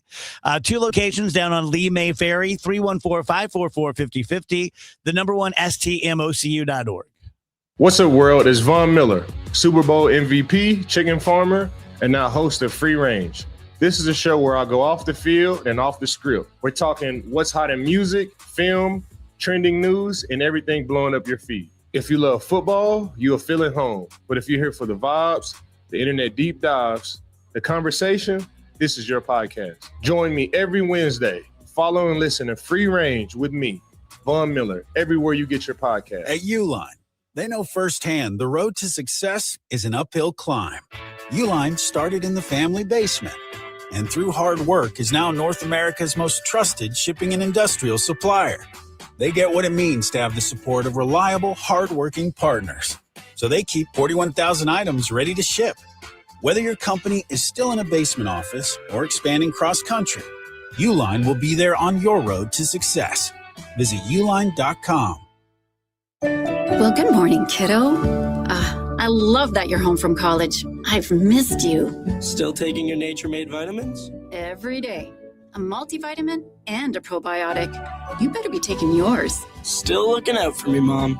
I'll never stop. Made to care for you every day. Nature Made, the #1 pharmacist recommended vitamin and supplement brand. Find us in the vitamin aisle, based on a survey of pharmacists who recommend branded vitamins and supplements. 2 St. Louis icons, 1 legendary tribute. Join the St. Louis Symphony Orchestra and St. Louis City SC at Powell Hall on Sunday, February 15th for Eternal, a tribute to Tina Turner. Presented by Purina, with performances by special guests including conductor Anthony Partner, Grammy Award-winning artist Brittany Howard of Alabama Shakes, and our city's own Kennedy Homes. This is your chance to experience the ultimate journey through Tina's immortal catalog. Tickets are limited. Get yours now at slso.org. Neovitin began with one doctor's mission to help others feel their best. After years of caring for patients, Dr. Ken Ribicki, a St. Louis physician, created Neovitin, a line of multivitamins designed with quality, safety, and everyday wellness in mind. Each formula is made in the U.S. using the finest domestic and international ingredients to support real people living real lives. Discover the difference today with Neovitin, available at Schnucks, Dierbergs, and neovitin.com. Neovitin, trusted nutrition from St. Louis for St. Louis. I'm John Morgan of Morgan & Morgan. If you've been injured in a car accident, call America's largest injury law firm. For over 35 years, my mission has been to deliver more for our clients, to deliver more for you. Injured? Visit forthepeople.com for an office near you. 100 years, one legendary voice. We live KMOX's century of service. Classic audio, photos, videos, and more at KMOX100.com.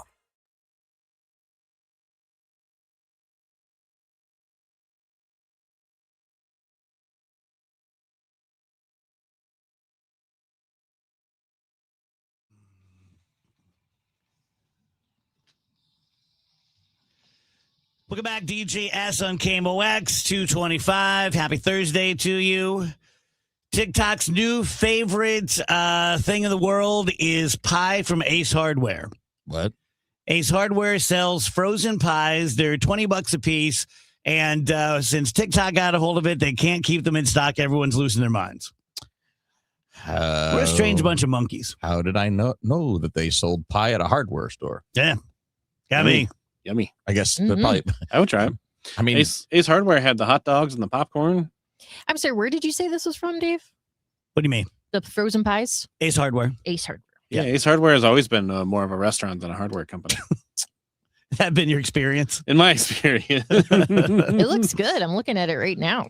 Did they have popcorn there when you were younger? Yeah. Ace Hardware wasn't big in my sky. Like growing up, we were Central Hardware and Wells Schmidt, Western Auto, and Wood River kind of people. Yeah, we were not Ace Hardware kind of people, but the rare occasion, because I knew there'd be popcorn. Yeah, I went through a real period where I was terrified that my parents were going to leave me at a store, so I would panic and look for them and stuff. Which whatever.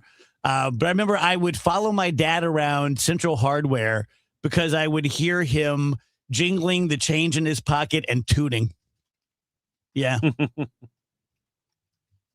He's playing his own song. Yeah. He's one-man band. He's got cymbals and a trumpet.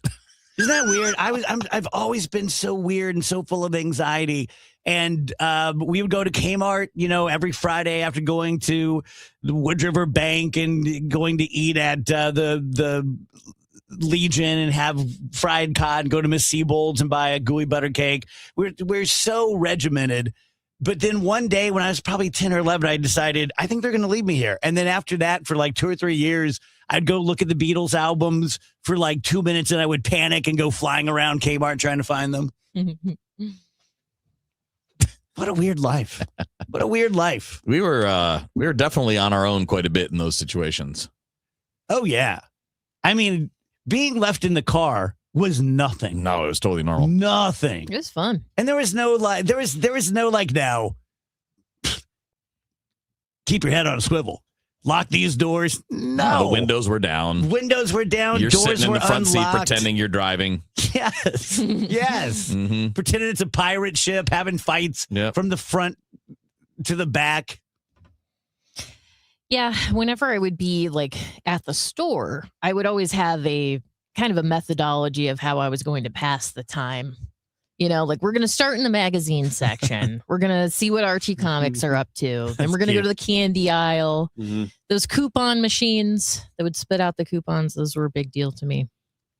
Yeah, see how many you can grab. those? Yeah, Oh, yeah. little red ones. Mm-hmm.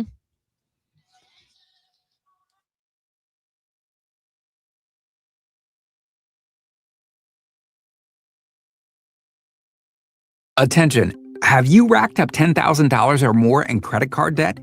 Are you barely getting by making minimum payments? With credit card debt reaching all-time highs, National Debt Relief is notifying consumers about significant debt relief options currently being made available to help those with overwhelming credit card debt. These options may reduce a large portion of credit card debt for those who qualify. You don't need to declare bankruptcy or take out a consolidation loan, and you may only have to pay back a fraction of what you owe, even if you have bad credit. National Debt Relief has already reduced the credit card debt for more than 550,000 consumers. So don't wait. If you owe $10,000, $20,000, or even $100,000 in credit card debt, you can now take advantage of this financial debt relief as the cost of living continues to skyrocket. To check what debt reduction you may qualify for, call 800-894-7722. That's 800-894-7722. Again, 800-894-7722. St. Louis has a voice. KMOX, the voice of St. Louis. That voice has shared our stories from headline to history. From moment to memory. President George Bush is on his way to St. Louis right now. Among those voices, Ron Jacober. Welcome back to the voice of the Cardinals, KMOX. Working at KMOX is an honor and a responsibility to represent this community. It's one we take seriously. KMOX, the voice of St. Louis. Let's go to Dave Murray's weather forecast, sponsored by Financial and Tax Strategies. Our next wet weather maker comes in for about half of the weekend. Until then, we're pretty quiet. Clouds dominate today, a little bit of sunshine, 40s to near 50 for the high downtown. Tonight, clouds dominate 34 Friday, sunshine 55, not too bad Friday afternoon. Lots of clouds on Friday night, 39. Now the weekend, Saturday, Valentine's Day, clouds dominate, rain developing. Right now, I'm thinking mid to late afternoon on Saturday and 52. It is wet from start to finish. All rain Saturday night. Sunday, maybe a shower early in the morning, kind of a leftover shower. Otherwise, partly sunny skies return. I think basically Sunday is a dry day and 57. From the Saliga Heating and Cooling Weather Center, I'm meteorologist Dave Murray on 104.1 FM, KMOX. Retirement shouldn't feel like balancing a checkbook while blindfolded. I'm Gary Goldberg, and my team helps you see the big picture so you can retire younger, richer, and with less anxiety. Because guessing is not a strategy. Tune in to Wealth and Wisdom with Gary Goldberg Saturday mornings at 7 here on KMOX. So most of the things that I sell to you, and let's just call it what it is, that's what I'm doing, the live endorsements, we're all trying to sell you a product or service, are things that most people can use most of the time. Then I have a few of my live clients like Dr. Corey Solman that most people can't use them most of the time. But when you need them, it's really important. Very few of you are going to be like, oh my God, if I don't get a Capital Grille steak, I don't know what I'm going to do. But if your little 12-year-old soccer player goes down in tears and has torn an ACL or an MCL, or if your elderly loved one takes a fall and breaks a hip, then it's everything in the world to you. If you trust me at all, trust that all the doctors I know have great respect for Dr. Corey Solman, orthopedic surgeon. He's at Midwest Orthopedic and Spine Specialist now out in Chesterfield. He is a great guy. You're going to like him. You're going to feel comfortable with him. He has a great bedside manner for kids and elderly people so that he can take something difficult and scary and complicated like a knee replacement and he can make it okay. He's not going to powder sugar it for you. He's going to make sure you know what the rehab's going to be like and what's going to happen in the OR, but he's going to make it palatable so that you can get through it. He's there for you after the surgeries, and he'll help you to avoid surgery if at all possible. He's not a cutter where, well, I'm going to make an extra X thousands of dollars if I do surgery as opposed to rehab or physical therapy. So I can't say enough good things about Corey. 636-231-5881 or SolmanOrthopedics.com. Yes, football is over, and I get it. You're sad. I'm sad, but that does not mean the action has to stop now. That's why betting the winter games on FanDuel makes a bunch of sense, because there is so much action. From game lines to finding your angle on the event you care about most, FanDuel is giving you more ways to stay connected to the action. The winter games are on, and there is no better way to follow them than with a bet on FanDuel. Curling matches start kind of slow. Somehow they get tense pretty quickly. We got speed skating decided by inches. Hockey games feel intense from opening face-off. Which country will have the most to brag about? How about most gold medals or most total medals? It's all there for you on the FanDuel app, an app that is easy and secure. FanDuel.com/Missouri to get started. FanDuel, the official sportsbook partner of KMOX. FanDuel, play your game. 21 and over and present in Missouri. Gambling problem? Call 1-800-GAMBLER. Hey, it's Matt Pauley. I'm in Jupiter, Florida, covering Cardinals spring training as the Redbirds get ready for a new season.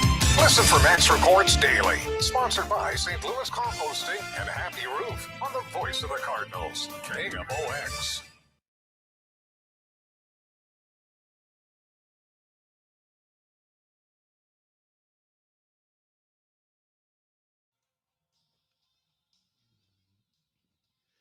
Welcome back, DGS 234. Happy Thursday. Kind of a lazy day on the DGS. We have Janelle coming up at 3. We have Elam coming in at 4. Any big weekend plans? Anyone going to Mardi Gras? Not Mardi Gras. I mean, I already went to the main Mardi Gras event. Yeah. Yeah. You don't need to go to the secondary Yeah. one. That's already happened. So, you know. Do a DGS happy hour? Yes, I wish I had saved this video, but I saw a TikTok the other night. It seemed like everybody was maybe college age, having a Super Bowl party on Sunday, and the person throwing the party put on the 2014 Super Bowl. I didn't mention it. And they were like, I'm just going to have this on and see how long it takes for people to notice. Now, I've done a little research into this. They might have just had like a playoff game or something, because in the game they were showing on the TV, they kept showing Tom Brady, but I don't think he played in the 2014 Super Bowl, because it looks like it was the Seahawks versus the Broncos. Oh, in 2014, I don't know. Yeah.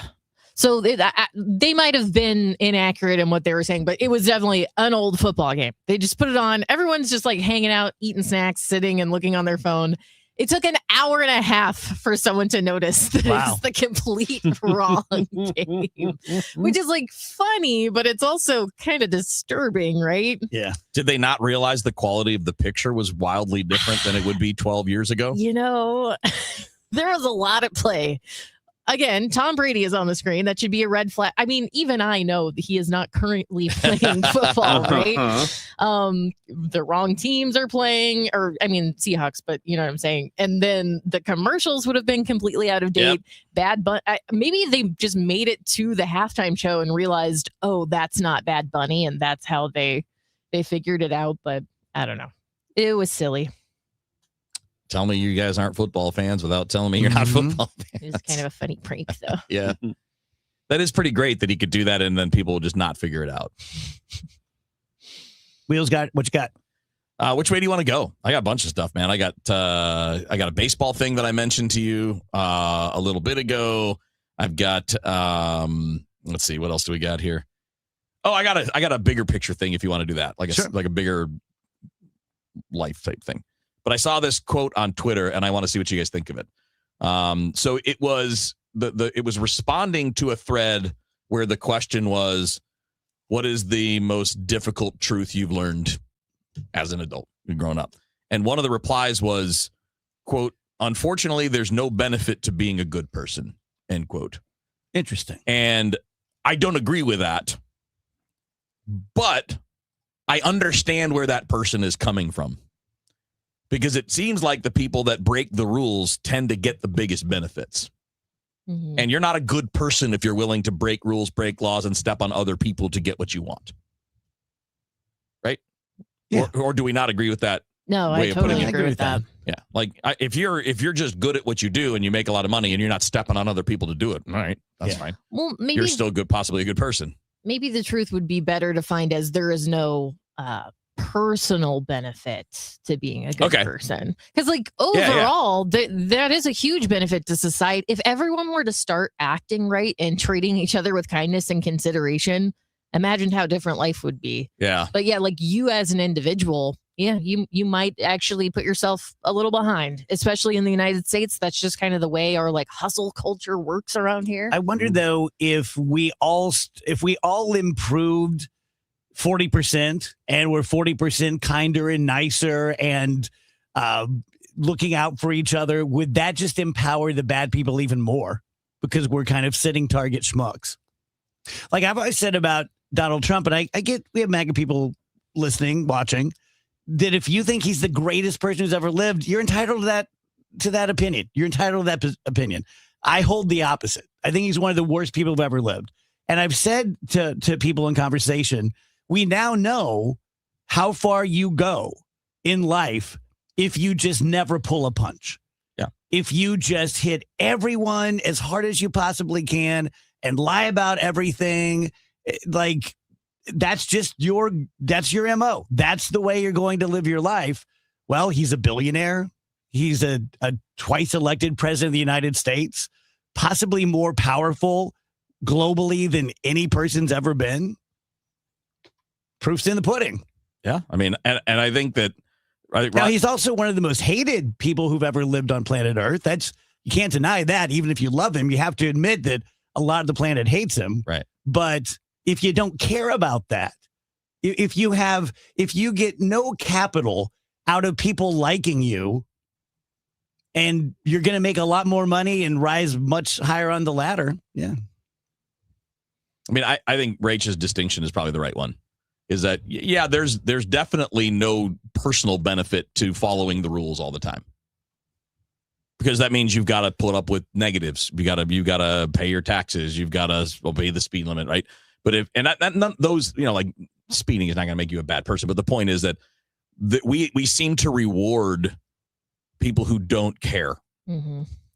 Or maybe we're not intentionally rewarding them. They just take what they want, and then everybody else trying to be good isn't doing that. Yeah. But I think that there's a definitely inherent benefit to the large population mass if people are good. I don't know if I ever told you guys about this, but back during the heart of COVID, being downtown, you knew that no one was stopping at traffic lights, right? Remember that? It was just the Wild West. And what I would do a lot of times is I would treat a red light like a flashing red light. I would stop, look, no one's coming, and I would go. And I got pulled over once by a cop. And he said, I watched you go through that red light. And I said, and I was just in a mood. And I wasn't disrespectful. I was talking to him like a person. I said, I'm going to level with you. I said, I'm a downtown guy, and I see people running these at full speed all the time. So I have sort of modified my rule following so that I'm not going to do that. But I'll be honest with you, I pretty much treat red lights like flashing red lights Like stop now. sign, yeah. And he goes, I totally get it. And he goes, moral relativism. And I'm like, yeah, you got it. I said, I'm not proud of it, but I'm going to be honest with you. And he gave me a ticket, and I paid it, and it was fine. Yeah. But we had like a real back and forth. I was honest with him about social anarchy, and he's like, I understand. I got a job to do. You got a job to do. But yeah. And what I think is also interesting is I think that sentiment expressed in that message that there's no benefit to being a good person is becoming a more popular belief, which I don't like. I mean, I understand it. I get, like we're talking about, I totally understand it because you see so many cases on the national scene, especially, but even in other ways where the people that are just jerks still get what they want, and the people that are quiet and good and humble and all that tend to get overlooked. Let me throw a wrinkle into it, though, because I believe we are all capable of doing bad things. I'm certainly guilty of doing things I'm embarrassed about and regret. I can't believe I ever did it. I think most of us have things like that in our past. But I think there's a difference between a person who gets happiness and fulfillment from generally being a good person. That if they started doing everything wrong and they started making more money and started moving up the corporate ladder, I think it would affect them negatively. I think they would feel very bad. Yeah. So I think you need not only the ability to do bad things, but I think that you have to enjoy it. Yeah. Does that make sense? Yeah. And I think I would change that to make it more palatable to me, that sentence that I've been reading is, because the way it was written was there's no benefit to being a good person. I would just add one word. There's no material benefit to being a good person, but you can benefit from it. Like you just said, if you feel better, others will benefit from it if you are. Yeah. But it's Twitter, so they may have meant that. Who knows what their intent was? But if you just add material to that phrase, it's hard to argue. Who makes more money and gets more ahead in life because they're good? It exists. But it certainly doesn't seem like it exists to the level the others do. And then you have to question, like, why is it that so many people in society equate having a good life with having more money or being like a success in the eyes of their peers? Ultimately, what does that really mean when you ask yourself that question? Like, if I'm out here and I'm like, if I win this particular award, I'll finally be fulfilled. Is that true? Do you think you would actually really feel good about yourself if you finally got like that one thing you've always been pining after? Or is that just a placeholder for the actual void in your life? Yeah, I'm not at the end yet, but how do I put it? I've lived a very unconventional life in every possible way you can think of, from birth right up until now. And I own it, and I take responsibility for my life and my decisions and the whole thing. But the advice I would give to my kids and have is what I have observed and learned is I think the more simple your life is, the more traditional your life is. Just have a family, take care of your family. The less dramatic, probably the happier you are. So in other words, like chasing external validation doesn't actually get you what you want. Yeah. But as a society, our culture right now anyway is very focused on like those external factors. Get the bag. Go out there, get that bag, make that money, do whatever you have to do. Compromise whatever you need to compromise about yourself because you have money now. And that's the only thing that matters. And I have seen that climb up and up and up just in my adult life alone. And in the past, man, even since like the beginning of COVID, it's gotten so much worse, like, and I'm not saying everyone feels that way, but that is kind of like the prevailing sentiment when it comes to media, social media, what have you. We all just seem to worship at the same altar of like, I need to be cool. I need to be successful. I need to be rich. But all of these like proverbs and fables, and the moral of the story always is that doesn't actually fulfill you. No, that's one thing. I haven't been a big reader. Like, I've never read Moby Dick. But I've read 500 self-help books, legit, and philosophy. And the one thing you learn is we've been learning the same lesson over and over again now for thousands of years. You go back to like the ancient Chinese philosophers, they're basically saying the same thing. The wisdom of the Old Testament, it's basically the same thing. But we just keep learning. It's just like, I marvel at looking at animals who have instincts. They're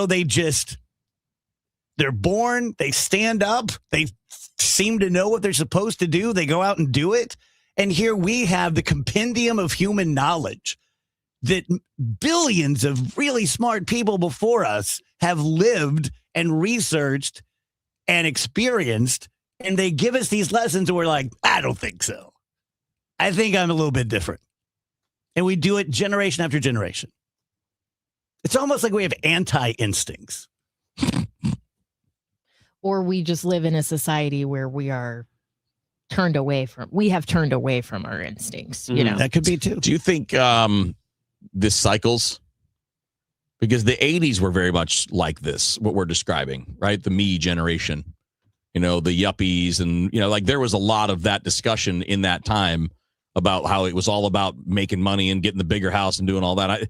I don't know how much that's changed, but I wonder if it cycles in and out where it slows down, speeds up, slows down, speeds up. Yeah, could be. Could be. Tell you guys about Mosby Building Arts. You know what? I took a picture of it. I'm not going to try and find it on my phone. But yesterday we had someone on the stream left a really, really nice comment thanking me for referring them to Mosby, and they'd had this work done, and it was so great, and everyone there is so nice, and it's just so absolutely true. And Mosby is not one of the cheaper places. It just isn't. But they also aren't, they are ethical people. There are some places in every sort of construction, you guys know this, that they have a certain reputation, a certain cachet, and they use that to charge you 30% more on a job. That's not Mosby. Mosby will go through line by line and show you why this is what it is and this is what it should be.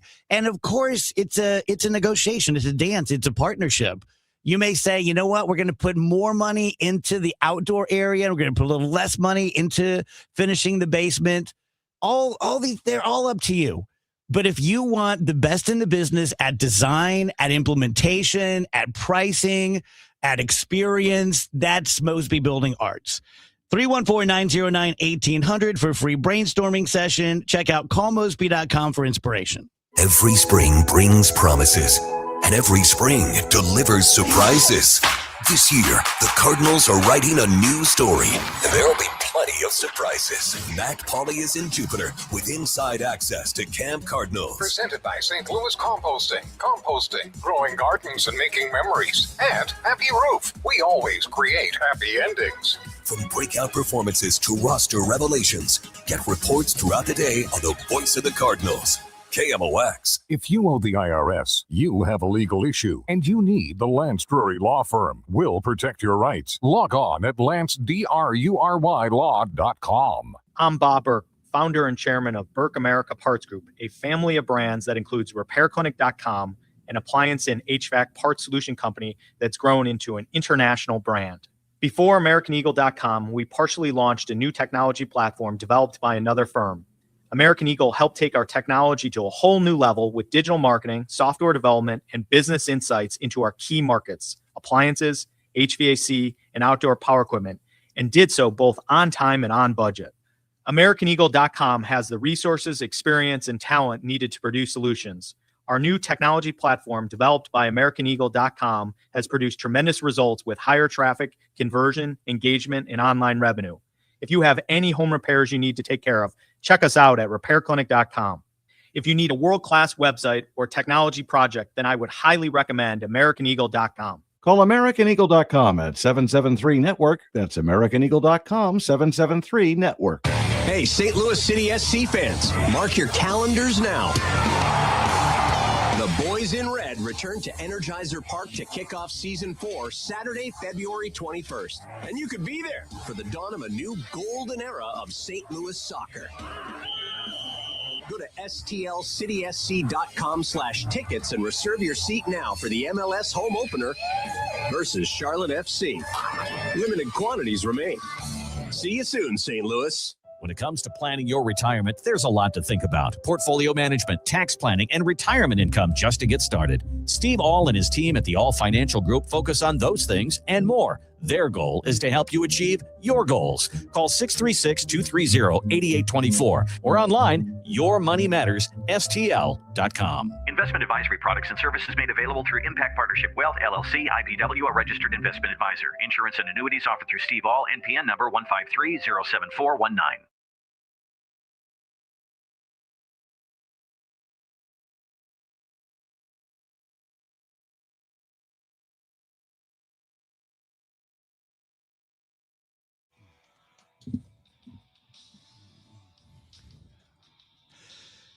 Welcome back, DGS. Janelle's going to be here at the top of the hour, talk some movies and entertainment and such. Want some fun facts? Yes. When humans and dogs look each other in the eye, each species produces oxytocin, the same hormone that bonds mothers to their children. Believe it. I believe it. Interesting. Yep, no doubt. I didn't get mad. I got upset a couple years ago when I read an article, and it wasn't this aggressive, but they're basically making the point that dogs are just pulling one over on us. Like they learned how to make sad eyes so that we wouldn't kill them 10,000 years ago. Then they learned to do this, and they know how to play you. And it really affected me. It's like, oh, shut up. If that's true, I don't want to know. If I'm being played by Augie and Moses, I don't even want to know. I mean, I'm sure they do things to benefit them, but I don't think they're faking their love or anything. That's a pretty long con. Yes. If Augie, for the 12 years you had him, all of them are in on this vast conspiracy for what? For kibble? Like they're not even really getting that much out of it. I mean, I don't believe what that person said, and I do not believe that what I'm going to say now is actually true. But couldn't you make the same argument about babies? Oh, very nice. I don't think that's true. I think there are inherent bonds and there are connections. Except that babies are so much dumber than dogs. They just take longer. I mean, my dogs are 15. They still can't drive a car. Those babies, when they're 15, they'll be driving a car. I've seen dogs drive cars. There's a 60-mile stretch of Interstate 19 in Arizona where all the signs use kilometers, not miles. It's a relic from the Carter administration when they were trying to get the U.S. to switch to the metric system. I remember this. Oh, I do too. In grade school. I thought you'd be too young. No, in the 70s, they were teaching us this stuff in school because they thought that they're like, this is the future. Dude, we're gonna eventually switch to all this. So you need to know both. I've said this before, but I was in first grade in 1971, and they taught me. I'd already taught myself to read regular, and then they introduced something called ITA. And it was a completely different language. Everything was spelled differently, letters connected, and it was supposed to be some social experiment. This is how you teach kids to read. And then in second grade, they're like, remember all that stuff we taught you? We're going to throw that out. That's not at all how you read and write. Oh. So, and then they did the stupid metric thing. Like almost the same age, where it's like, I know we've taught you inches. Yeah. Now we're going to talk centimeters. You're like, what the hell are you? Okay, I just looked it up. The only other countries that have not fully adopted the metric system besides the United States are Liberia and Myanmar. Wow. So we might be we might not be in the right here, is all I'm saying. I don't think there's a right or a wrong in this one. Right, but I'm just saying, like, I see why they wanted us to maybe try to learn. Yeah, because they could see the rest of the world does it that way. Why be the outlier? That famous Nate Bargatze skit where he was Washington talking about the weights and measures. And our system makes no sense. No, that's why it's hilarious, because we chose the more complicated system that was like based on the length of a king's foot. Yes. Yes. And then anytime someone challenges that, it's like, you're not an American. Get out of here. To tell you guys about my friend Stewie at Stewart's American Mortgage. I learned so much in 15 minutes at Stewie's office about 3 weeks ago. I'm not a stupid person. I've had several mortgages. I'm smart enough to buy a house and sign a paper for 30 years. But I again, like so many things, I don't really know how it works. I just think I know how it works. And Stewie was educating me about it. And he said, Dave, the reason that we stand out from everyone else is that everyone else is paying commission salespeople. If you do that, he said, if I had commission salespeople in my office, I couldn't cover your fees. I would be cutting too deep into my end of it. But we don't have commission salespeople. They have employees who love it there and they do, the paperwork and stuff. But Stewie and his son Jordan are the only two people that originate loans. And so rather than saying, great, we can charge them fees and make even more, they've decided to use that money they save to pay your fees. So 0 fees. And that's how mortgage people, for the most part, make their money. And so at Stewart's American Mortgage, that's not happening. Therefore, no one in the industry, I don't care what their jingle is, I don't care how many times you've seen their television commercial, they can't touch Stewie. His advice is if you haven't refinanced in 3 years, it's worth a phone call to see where you come out, especially if you have high interest credit cards and such. If you're going to be purchasing a home, no one makes it easier to negotiate and have the upper hand than Stewie. This is a cell phone. Call him, text him, ask him any question you want. 314-324-4440, 314-324-4440. Google the Bagel Loan, NMLS 226715. For 100 years, KMOX has been a part of St. Louis. Now, those moments live on, preserved, remastered, and ready to be heard again. Discover KMOX from the Archives, a podcast featuring classic audio from a century of service. Sponsored by Overhead Door Company of St. Louis, the genuine, the original. The KMOX from the Archives podcast, available now at KMOX100.com or wherever you get your podcasts. At Gray Bar, we know your time is money. That's why our services go beyond parts and products. With kitting, pre-assembly, wire carts, and Gray Bar smart reels that keep you moving. We stage materials and manage logistics so you can spend less time sorting and more time installing. And with locations nationwide, we deliver when and where you need it, working to make your job easier every step of the way. Yep, Gray Bar does that. As a mom, comforting my family is what I do best. Vicks Vapor Stick provides soothing, non-medicated Vicks Vapors in an easy-to-apply stick, and it dries fast, so there's no mess. I use it to comfort myself and my family. Thanks, Mom. Vicks VapoStick, soothing comfort for the whole family. And try Vicks Vapo Shower Max for steamy Vicks Vapors when you need more comfort for yourself. Use as directed. I'm Ed Evans, CEO of Consumer Cellular. You know, the big wireless companies say they have discounts for people over 55, but unless you're willing to sit on hold and ask, you're probably paying more than you should. At Consumer Cellular, there's nothing to hunt down. We're built for people 50 plus with plans starting at just $20. And our 100% US-based customer service actually answers the phone. Call 1-888-FREEDOM or visit consumercellular.com today and get your second month free for a limited time. Taxes, fees, and other third-party charges will apply. See website for additional details. Wesley is a truck driver. I drive a truck and I love what I do. A truck driver with IRS troubles. They told me I owed them $43,000. It got really bad. Quite a few letters in the mail. They were talking about wage garnishment coming after my house, my car. Yeah, they don't play around. I seriously thought that I was going to lose everything. One sleepless night, Wesley finally made a call to Optima Tax Relief at 2 a.m. Kind of figured I'd get a machine, but I didn't. I actually got to talk to an actual person in the middle of the night. He found just what he was looking for. Oh, they were great people. You need a team of people that know what they're doing. Optima Tax, they know what they're doing. Optima Tax Relief came through with flying colors. I saved an incredible amount of money. Happy don't even come close. I was absolutely overjoyed. Take Wesley's advice. If you're in any kind of trouble with the IRS, call Optima Tax Relief. Don't trust anybody else. Call Optima for a free consultation. Call 800-348-0269. 800-348-0269. 800-348-0269. Optima Tax Relief. Some restrictions apply. For complete details, please visit OptimaTaxRelief.com. The trusted voice of St. Louis. KMOX AM St. Louis. KMOX FM Hazelwood. Always live on the free Odyssey app.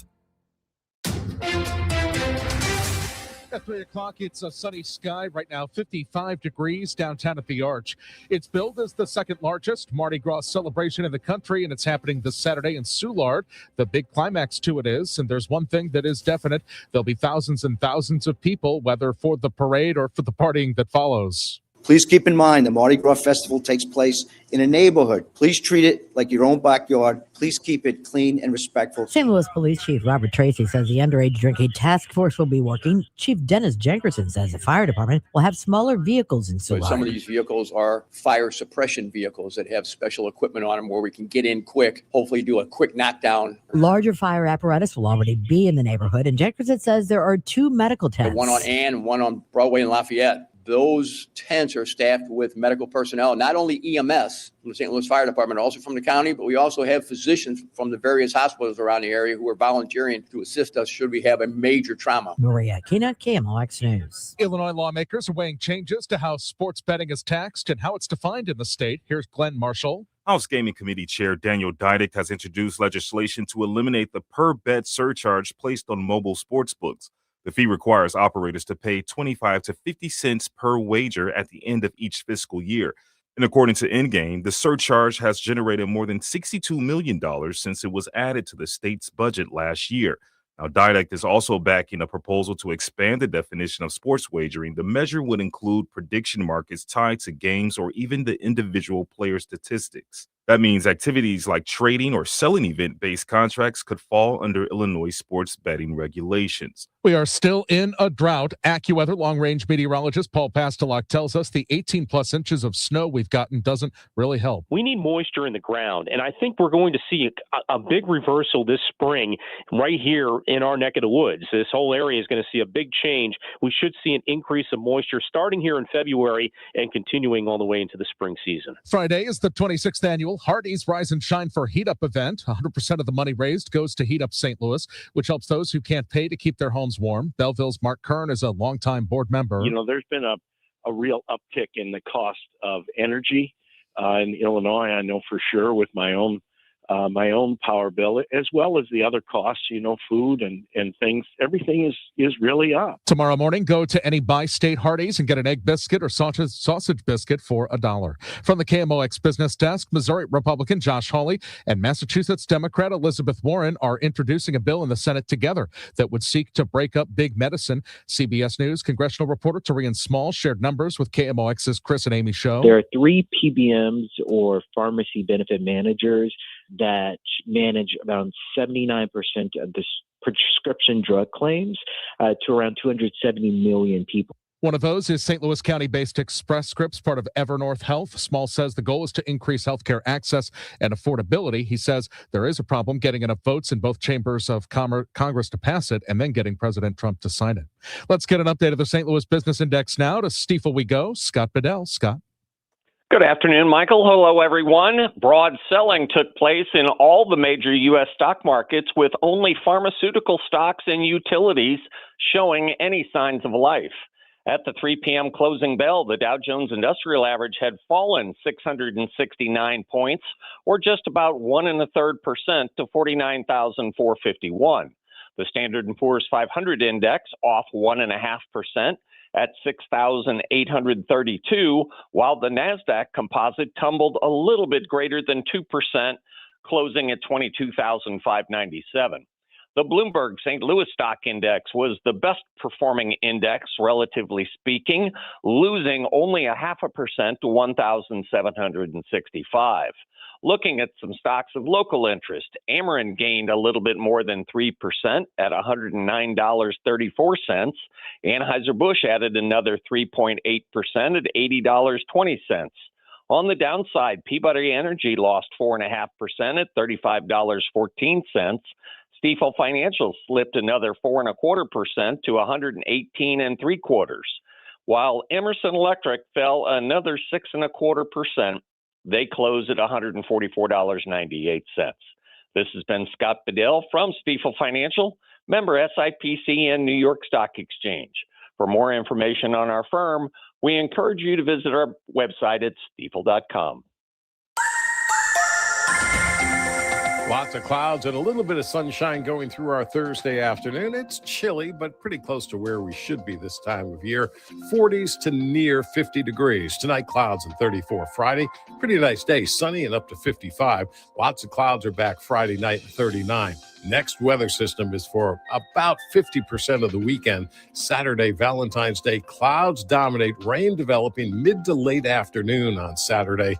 Going to squeeze out some dry time, 52. Saturday night, though, from start to finish is wet, all in the form of rain. Sunday, maybe a couple of leftover showers really early in the morning, otherwise partly sunny. The bulk of Sunday is a dry day at 57. From the Saliga Heating and Cooling Weather Center, I'm meteorologist Dave Murray on 104.1 FM, KMOX. We've got sunshine right now, 55 downtown at the Arch. I'm Michael Calhoun, KMOX News. The Dave Glover Show is sponsored by the Michaels Flooring Outlet, the flooring experts. IGotFloored.com.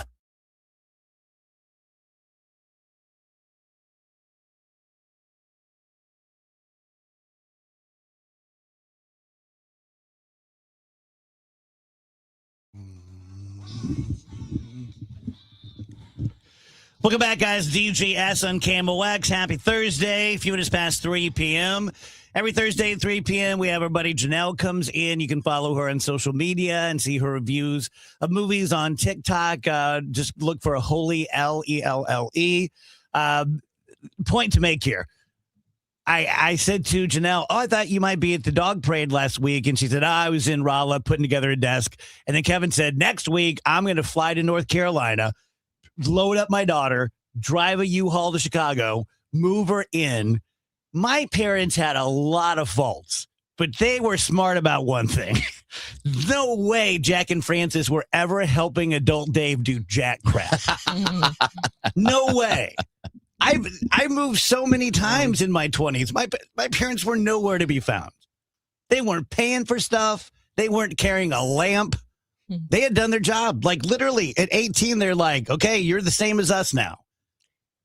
Yeah, you just do it. So way to go. I mean, I would help my parents move. I've done that. I've done it the other way around too. Did your parents help you move and stuff? They helped us load the truck to move from Chicago to here. Maybe it's just my parents. Well, I don't know. I mean, it's not like my parents convinced me that no parents ever did stuff but like again, that. in fairness to your parents, they're a lot older at the time than my parents were. Like the gap between you and them is a lot greater than the gap between me and my dad. My dad's they're only like 22 years older than me. Yeah. So it's always been a lot closer gap. True. I don't think I would ask him to do it now because he's almost 80. Right. But he would still want to do it because he's Mr. Organization. He wants to do things. Yeah, it's one way to put it, right? He doesn't like being bored. He doesn't like, he wants to do things. I'm like, hey, well, you want to do things? Come on over. So Janelle brought us a Valentine's Day present. Yeah. And we have Big Cup Reese's, which went to these two because they love them. That's right. And then it's Little Debbie party. Smorgasbord, yeah. Cosmic brownies, zebra cakes, honey buns, Swiss rolls, and fudge rounds, which those are going home with me. Those fudge those rounds. are Dave's favorite. I love the fudge rounds. Andrew's like so hurt. And the Nutter Butters. What did I say as soon as I saw the fudge rounds? Oh, these are Andrew's favorite. And I was like, I know he was already. I had to convince him to leave them in the bag. She struck me. Never known. She struck me with a closed fist. Is what she I literally did. ripped them out of his hands and said, "Put him back in the bag." And he said, "I was only going to take one." I said, "You're not going to take any of them." And he wasn't going to take one. I had a really embarrassing reaction when they were taking. I was like, "Ah!" He did not. I was like, "What the hell?" It's like, oh. It's like I maybe could have reacted differently to that. No, those fudge rounds are yours. I didn't know they existed until I met you. Really? I'd never seen them. There's more than. Have you had them? There's more than one in the box. Yeah, you. So yeah, you you. can't, just you one can't big have fudge round. one. You got to try it if you haven't, Right. because they are. There's something special. Oh, can you see him like biting into one though, and then being like, "Oh, I don't like this," and throwing the rest of it? That's Would fine. you die? No, I wouldn't die. Oh. I Here's the wouldn't trick, die. though. Just break a piece off. That way, if you don't like it, he can. You know what though? I don't typically like double chocolate stuff. Ugh, that's. It is. I It don't is even a double understand chocolate that. situation. Yeah, no. That doesn't even compute. Like if I'm ordering What? insomnia cookies or something, like the double chocolate chunk, I'm like too much No. chocolate. I like. No, I like my chocolate like I like the luge. Give me more people. Double. Someone laying Just on you. more. 3, 4 deep doesn't matter. That's awesome. We also, thank you, Janelle. You're always so sweet to us. And, Always. like these Reese's are making me emotional right now. Just seeing Oh, this. yay! I this try to package. remember holidays and birthdays. You're so sweet. Very nice. We also got some candy that Wheels has in front of him from Look at this. listener Lisa, who dropped by today to pick something up, and she left us with a parting gift of the Toffee Fay that Wheels was talking And this is about. the thing from your childhood? Well, you there was said? it was in the 80s. Their big ad campaign was "It's too good for kids," I don't remember that. and they had a little jingle. I forget how the jingle goes, but like everything is like it's just too good for kids. And all the commercials are the parents eating it and the kids. Oh no, this is too good for you kids. And so we were all like, we gotta have this. You If gotta it's have too it. good for kids, Kevin was like, "I'll prove you wrong." And you guys have all had them in the room. They're good. They're fine. They're nice. They're good. They're not like got to chase them down good, but they're good. No, they're old people candy, but I like those people candy. I do too. Yeah. I like a Werther's. Yeah. Yeah. So it was just we were just talking about it because that was one of the candies that came up. I don't remember what we were talking Yeah, about. what were we talking about? It was like something about like candies we remembered or as a kid that don't exist or we don't find anymore. Maybe it was a story we had. Yeah.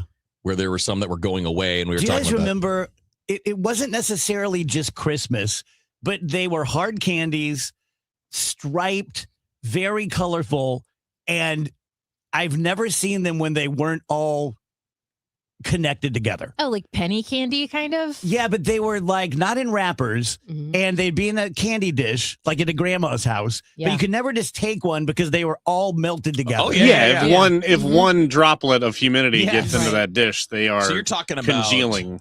those ones that are like chalky. Yes. Yeah. Yes. Man, so my piano teacher had a couple of jars of that stuff. And like every time I would come in for a lesson, I would be eyeing up those jars. I wanted the candy so bad. And I think one day I was just putting out such strong vibes that she was like, you want one of those? You can have one. It was the worst thing I had ever. I think I spit it out, like for real. I don't think I was able to finish the candy. Yeah, they're not good. No, they're not. They look good. They look delectable, Yeah. but they are not. I don't like cinnamon candy. Not a fan. Yeah. Oh, Maria had some Red Hots the other day, Yeah. and she gave She me a loves couple them. of those. Yum. were She's got a purse full of hot good. tamales. Yum, yum. Really? Yeah. Just full of them, huh? Not even boxes. Just Yeah, just open it up. just laying loose.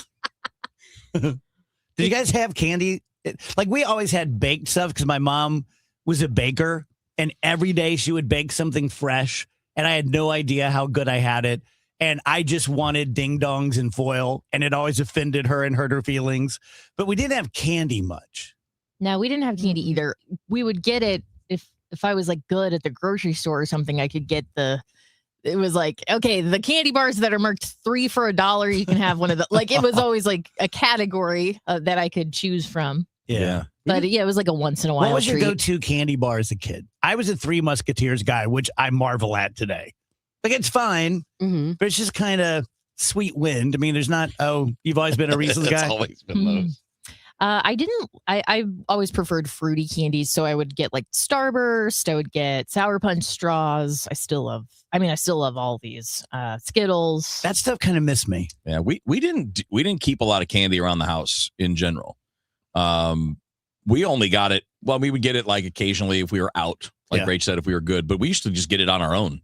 Because we would, I've told you guys this before, we used to go picking every day in the summer. We would drive around on our bikes and just pick up all the glass bottles and cans that were on the grass. Like little rascals. People would just throw them out the windows of their cars in the 70s and 80s. That's what they did. Yeah. So we'd pick them all up, and they were each worth 10 cents. You return them, you get the money, you buy some candy and some baseball cards, and you go home. Yeah. And we did that almost every day in the summer. Yeah. My uncle owned a grocery store in West Frankfort. And that was magic, man. Nice. Like just going in a place that your relative owned and all the food. Yeah. I thought they were rich. They had a sunken living room. I mean, it sounds like they were. They owned a grocery store. Yeah. Yeah. Nice. Our Pretty big cool. thing was, our big treat was always if my mom was going to the grocery store and we were good and we, asked nicely, we ended up getting the Hostess cherry pie or apple pie or whatever. Yeah, I didn't have that. I hate to always sound like Oliver Twist, but you had the better Fresh stuff. baked stuff. Yeah. I know, right. you had the That's better true. stuff. We got the junk. You had the Right. You're good like, stuff. I didn't get stuff wrapped in plastic. Yeah, you never. I got it as it came out of the oven. I get what you For mean me. because you see everybody else with it, so you want it. Sure. Yeah. Not understanding that the plain old stuff Right. mom made is actually way better. Right. Yeah. Yeah. Yours is coming fresh out of the oven With, instead of in plastic. I always wanted to do a bonfire and roast marshmallows. And swear to God, maybe other people's mom and dads did this. They would pull a chair up to Yep. the stove backwards, turn on the gas, put a marshmallow on a fork. Yeah. And there you go. Yeah, because it's the same. They didn't care, and it was. Yeah, I don't think we did that. We did a few of them like by the grill. I did used Like to when love my dad making would donuts. barbecue or something. You just take biscuits, pop the middle out, fry them, put them in a brown bag with cinnamon and sugar. Right? You guys did that? Never did that, but that sounds You amazing. never did that? No, it sounds great though. Oh, you should do it. Do it tonight. All right. Oh, my grandpa used to make ice cream. That Yeah, was about we it. would do that. Mhm. We would do that. Oh, since we're talking about sweet treats, can I give one more shout out Sure. to our buddy Julie Lally? Oh boy. Who brought us the king cake from Sugar Bee Baking Company? Sugary? So good. I think it's Sugary Sugary. Baking Sugary. Company. Yes. Yes. Sorry, I said that So wrong. good. It was It so was good, good. and the little baby on top of the cake was so cute. I never think of king cakes as being for eating. They're just like to find the baby. That baby was waiting for us on the top of the cake. I love all that colorful frosting with the sugar on it. Good. Stay away from the purple. That's what makes it healthy. It's got to be. No calories in that. Did you like Predator Badland? I actually haven't seen it. I'm waiting to see it this weekend because it's on Hulu this weekend. Okay. Finally. So My dumb ass right now. bought it last week, not knowing it was going to be on, but it's only $9.99. So I've only made it halfway through so far. But you can't watch movies. What is it about it that it's? You want me to tell you? I don't care. Yeah. Okay, it's not a giant spoiler or anything, but it's clearly a buddy movie. Okay. Right? Sure. Because is it Elle or Dakota Fanning who plays the cyborg? So you got a whole lot. It's too cute. They have a whole lot of cuteness in it because now they have a relationship and they're just snapping back. It's like, like The Odd Couple. Wait, the Predator speaks English? She speaks universal. Right. But it's English. But then there's a secondary character who's sort of like a nonverbal Yoda, who's like their adopted son. And it's like, it's the Predator. Right. It should be more violent. Yes. So she's dating the Predator?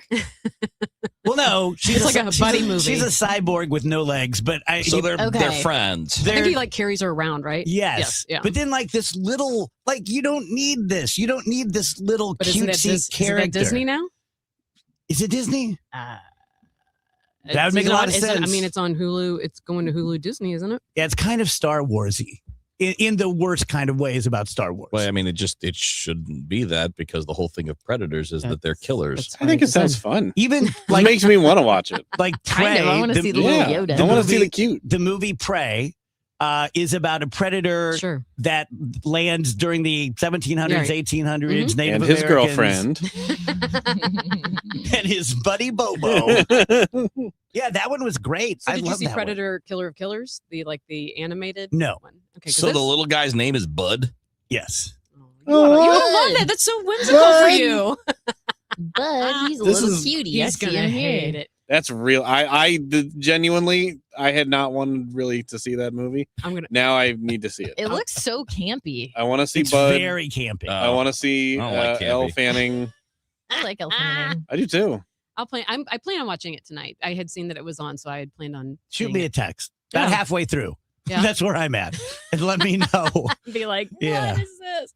So what else have you seen? Well, shoot, we need a break, right? Okay. Yeah, let's go to break. Okay, need me to do a live? Yeah, let's talk about Lombardo. Yeah. Okay, so I've been telling you guys about Sutton Farms by Lombardo Homes. This is a beautiful community in St. Charles County. And when you move into Sutton Farms, you're also kind of adopting a lifestyle because Sutton Farms is all about community living.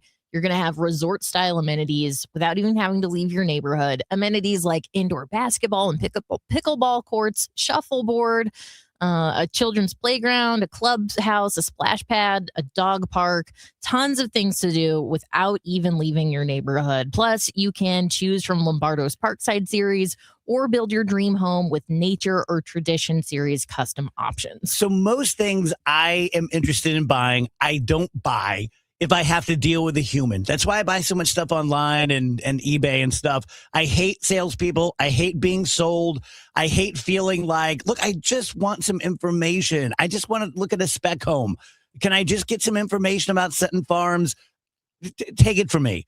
I was the very first personality these guys hired 18 years ago. I know them very, very well. One hallmark of Lombardo is they don't push you. They don't expect you to sign a contract the first time you see them. They'll take you around, show you the different communities, show you different spec houses. Bottom line, you can shop without feeling pressured. Go to lombardohomes.com. I'm Mark Solinger, producer and one of the hosts of the Moth Podcast. For nearly 2 decades, The Moth has brought live storytelling to stages around the world and to millions of listeners. These are real people telling true stories from their lives. Stories about a lost family recipe, about working to free a wrongfully convicted man, about realizing you need to leave your May-December romance. Stories that will move you, surprise you, make you laugh. Stories you can't forget. Join us. Follow and listen to The Moth wherever you get your podcasts. This is the story of the one. As an HVAC technician, he and his digital multimeter are in high demand.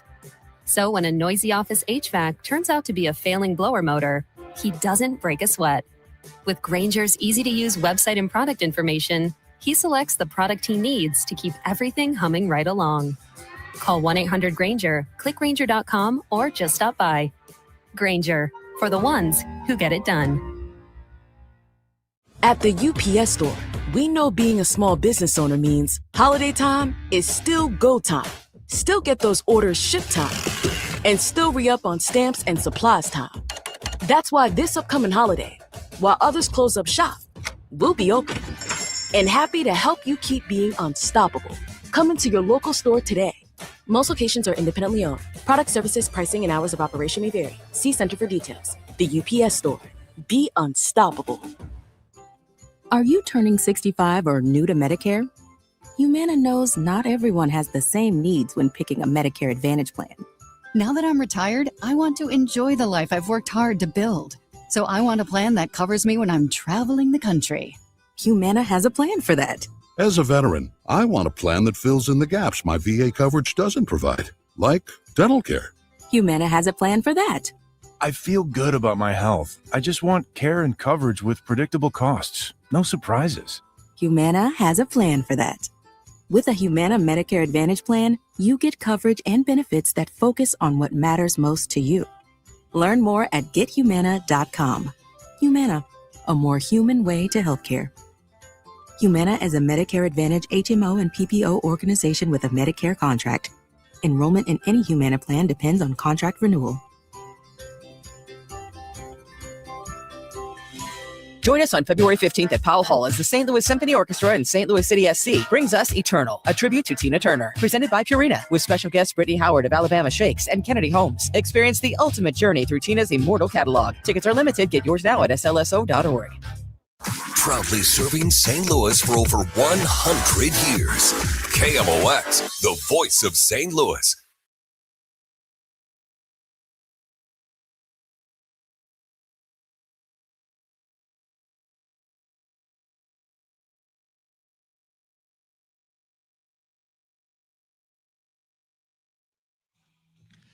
.324 DJ Ask KMOX. Janelle's here. What have you seen lately? The other night I saw, should I talk over it? We got to fight for it, right? I saw Crime 101, the one that's being a lot of the trailers right now with Mark Ruffalo, Chris Hemsworth, Halle Berry. It's 2 hours and 20 minutes, and I did not expect that when going in. I was like, oh, come on, this is a February movie. Like, what are we doing here? And it was about 20 to 30 minutes too long. I don't want to say a poor derivative of Heat, but it's not a great one either. Is it closer to Heat or The Rip? It's much closer to the Heat than it is. Oh. And I shouldn't even say it's closer to, because anybody that sees Is it this is the bridge between the two? The gateway drug. I don't even think The Rip is close to Heat. I don't even think those are in the same category, but it's a story about a guy who's a thief and the cop who's tracking him, and and a relationship he has with a girl and another woman that's in the middle of it. And again, it's like a derivative of Heat. I was actually surprised about how many more cameos. I shouldn't say cameos because they did play roles in these movies, or in this movie. How many more actors were in the movie than they show in the trailer? Because in the trailer, I was only really aware of the three, just Mark Ruffalo, Chris Hemsworth, Halle Berry. But Nick Nolte is in it. Monica Barbaro is in it. I am going to say his name wrong, but Barry Keoghan is in it. I was shocked. Like, every time somebody else would show up on screen, I was like, wow. Nick Nolte does not look or sound great. Yeah. No. It's kind of uncomfortable watching him right now. I mean, good for him. He's still acting in the movies, but anybody that watches college football was kind of like watching Lee Corso, towards, you're just like, all right, glad you're working, but I'm sensitive to titles, and that's a stupid one. Crime 101. It's a short story. I forgot the main book that it's from. It might even be Crime, but it's a very short story, which is why I was shocked that they would pull 2 hours and 20 minutes out of it. But yeah, I mean, it's okay. I wouldn't pay $20 to go see it, but I mean, certainly worth $5 or $6 if you're really bored. Okay. Anything else? Not really. They did not give us a screening for Wuthering Heights. I have heard a lot of not great about it, that there's just a lot of people just unhappy with the casting of it. They just felt like they just cast two hot people and didn't really worry about what the novel had to say. I'm really looking forward to, Andrew and I were talking about Project Hail Mary coming up here in a few weeks. I'm really looking forward to that. And he said he was surprised it was coming out in March, but then we were both talking about that. Sinners came out in March last year. And I keep hearing that they gave away the ending in the trailer, and people who have read the book were pissed. Yeah, Andrew alluded to that a little bit about things that he was surprised seeing in the trailer that he hadn't gotten to yet in the book. Yeah. I hope to read the book before I go see the movie. I don't mind being spoiled that way, but yeah, I mean, it's supposed to be one of the best movies of the year. So we'll see. Cool. Do another live here for First Missouri Credit Union. There are tons of reasons to add a credit union to your bank. I would imagine most people listening to this show, listening to KMOX, you're grown-ass people. You have a bank, you have bank accounts, you have savings, you have loans, you have all kinds of things. But a credit union can do things for you that a bank can't. And there's absolutely no reason. I still have my accounts at my bank. I also have accounts at First Missouri Credit Union. They pay me 4.27% on my checking, up to $100,000, which is real money. A lot of people, some of their primary investments are like certificates of deposit, and the interest rate on checking is higher than maybe all of the CD interest rates in St. Louis, 4.27 on your checking. We have a big fat thumb on the side of the scale to say yes to you on loans because you are an owner once you put $25 into your checking account. I get a lot of email from people my age, a little bit older, saying that they are opening accounts for them jointly with their grandkids and matching or doubling whatever they put in to get them like a nice financial future. I think that's really cool. 2 locations down on Lee May Ferry, 314-544-5050, the number one STMOCU.org. Jefferson Starship, the Runaway Again Tour. Saturday, September 26th, the Family Arena. Also featuring Atlanta Rhythm Section. Firefall. And Orleans. Reserve seats on sale Friday at noon at the Carroll House Furniture box office at the Family Arena or Ticketmaster. Jefferson Starship, featuring Atlanta Rhythm Section, Firefall, and Orleans. Jefferson Starship, the Runaway Again Tour. Saturday, September 26th, the Family Arena. Also featuring Atlanta Rhythm Section. Firefall. And Orleans. Reserve seats on sale now at the Carroll House Furniture box office at the Family Arena or Ticketmaster. Jefferson Starship, featuring Atlanta Rhythm Section, Firefall, and Orleans. If you owe the IRS, you have a legal issue, and you need the Lance Drury Law Firm. We'll protect your rights. Log on at lancedrurylaw.com. Traffic from the MichaelsFlooringOutlet.com Traffic Center. Well, not a bad start to your afternoon here on this Thursday. Headed out of the city, westbound 64, not bad, passing Forest Park. Headed out towards 170. We had an earlier crash eastbound Highway 64 near 170, just east of 170, but that looks like it is thinning out. They're not seeing it, showing it on the camera anymore.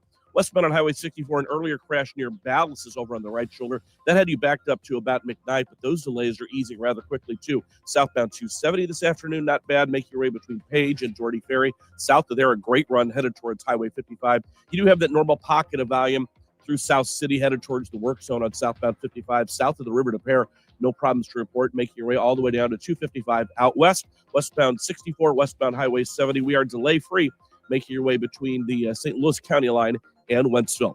I'm Frank Ladd in the MichaelsFlooringOutlet.com Traffic Center. Sponsored by Gloria Lou with your home sold guaranteed realty 314-325-6888. Need to sell your home and you want the most money? The name to remember is Gloria Lou. Yes, Gloria Lou with your home sold guaranteed realty at 314-325-6888 and start packing. I'm Dan Morgan of Morgan & Morgan. Last year, millions of people called us for representation. Why? Because trust grows when you win, and we've won a lot. Over $30 billion and counting. When you call America's largest injury law firm, you're calling a family. You're calling an army, our army. You're calling somebody who will fight for you. Injured? Let our family fight for your family. Morgan & Morgan, forthepeople.com. The choice of a lawyer is an important decision and should not be based solely upon advertisements. Past results afford no guarantee of future results. Every case is different and must be judged on its own merits. This is the story of the one.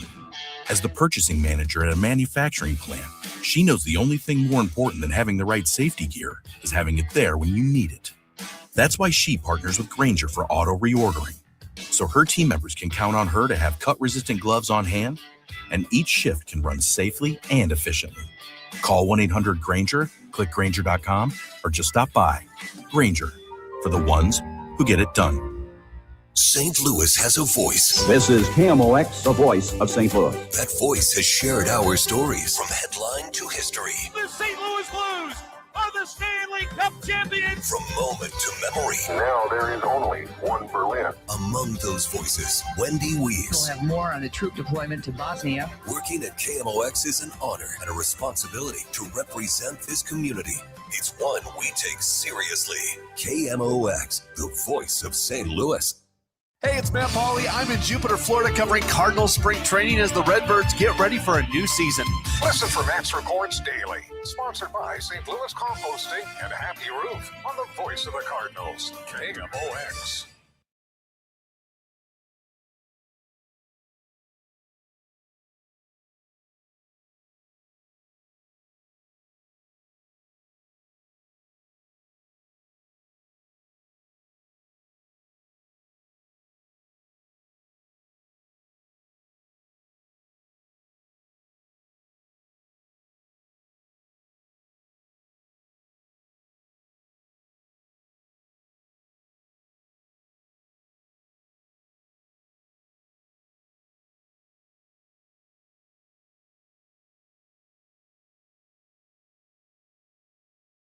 Welcome back, guys. DGS and KMOX 334.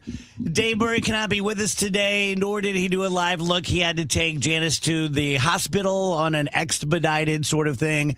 So we hope everything's going okay for them, and hopefully he'll be back tomorrow. I can tell you, again, just look at my phone, which Dave would hate, but that's the best thing we got. Tomorrow is sunny and a high of 58. Saturday, Sunday, rainy. And then next week, Wednesday, they're saying the high is 70.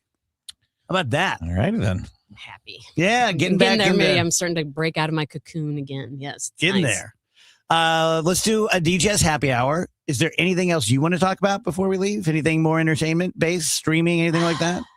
No, it's just kind of a slow time right now. I mean, it's great. I was telling Andrew also that this year, thankfully, in January and February, we've actually been okay with movies. They haven't been the best. They're not going to win Oscars, but it's been a lot better than what it was last year. We've had some actually just decent, okay movies to go see. And so it's been pretty pleasant. I'm looking forward to the rest of the year. Am I just a giant jerk? Yes. That I thought F1 was just a big, pretty, bloated, bad movie. No, I said that.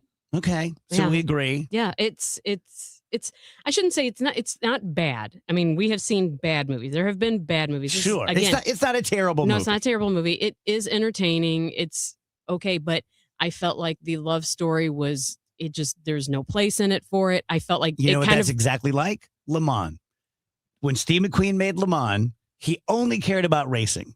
And they came to him and said, this is Hollywood. You're Steve McQueen. Right. You need a love interest. And they gave him one. And if you've ever seen Le Mans, you couldn't care less. No. It's just such a... You to me, it feels as a woman, in her being and they talk so much about her being like the first, like she leads that team, like the first female, and it reduces her character, I feel like, to be like, oh, now she's just googly-eyed over Brad Pitt. And I mean, like, okay, yeah, great.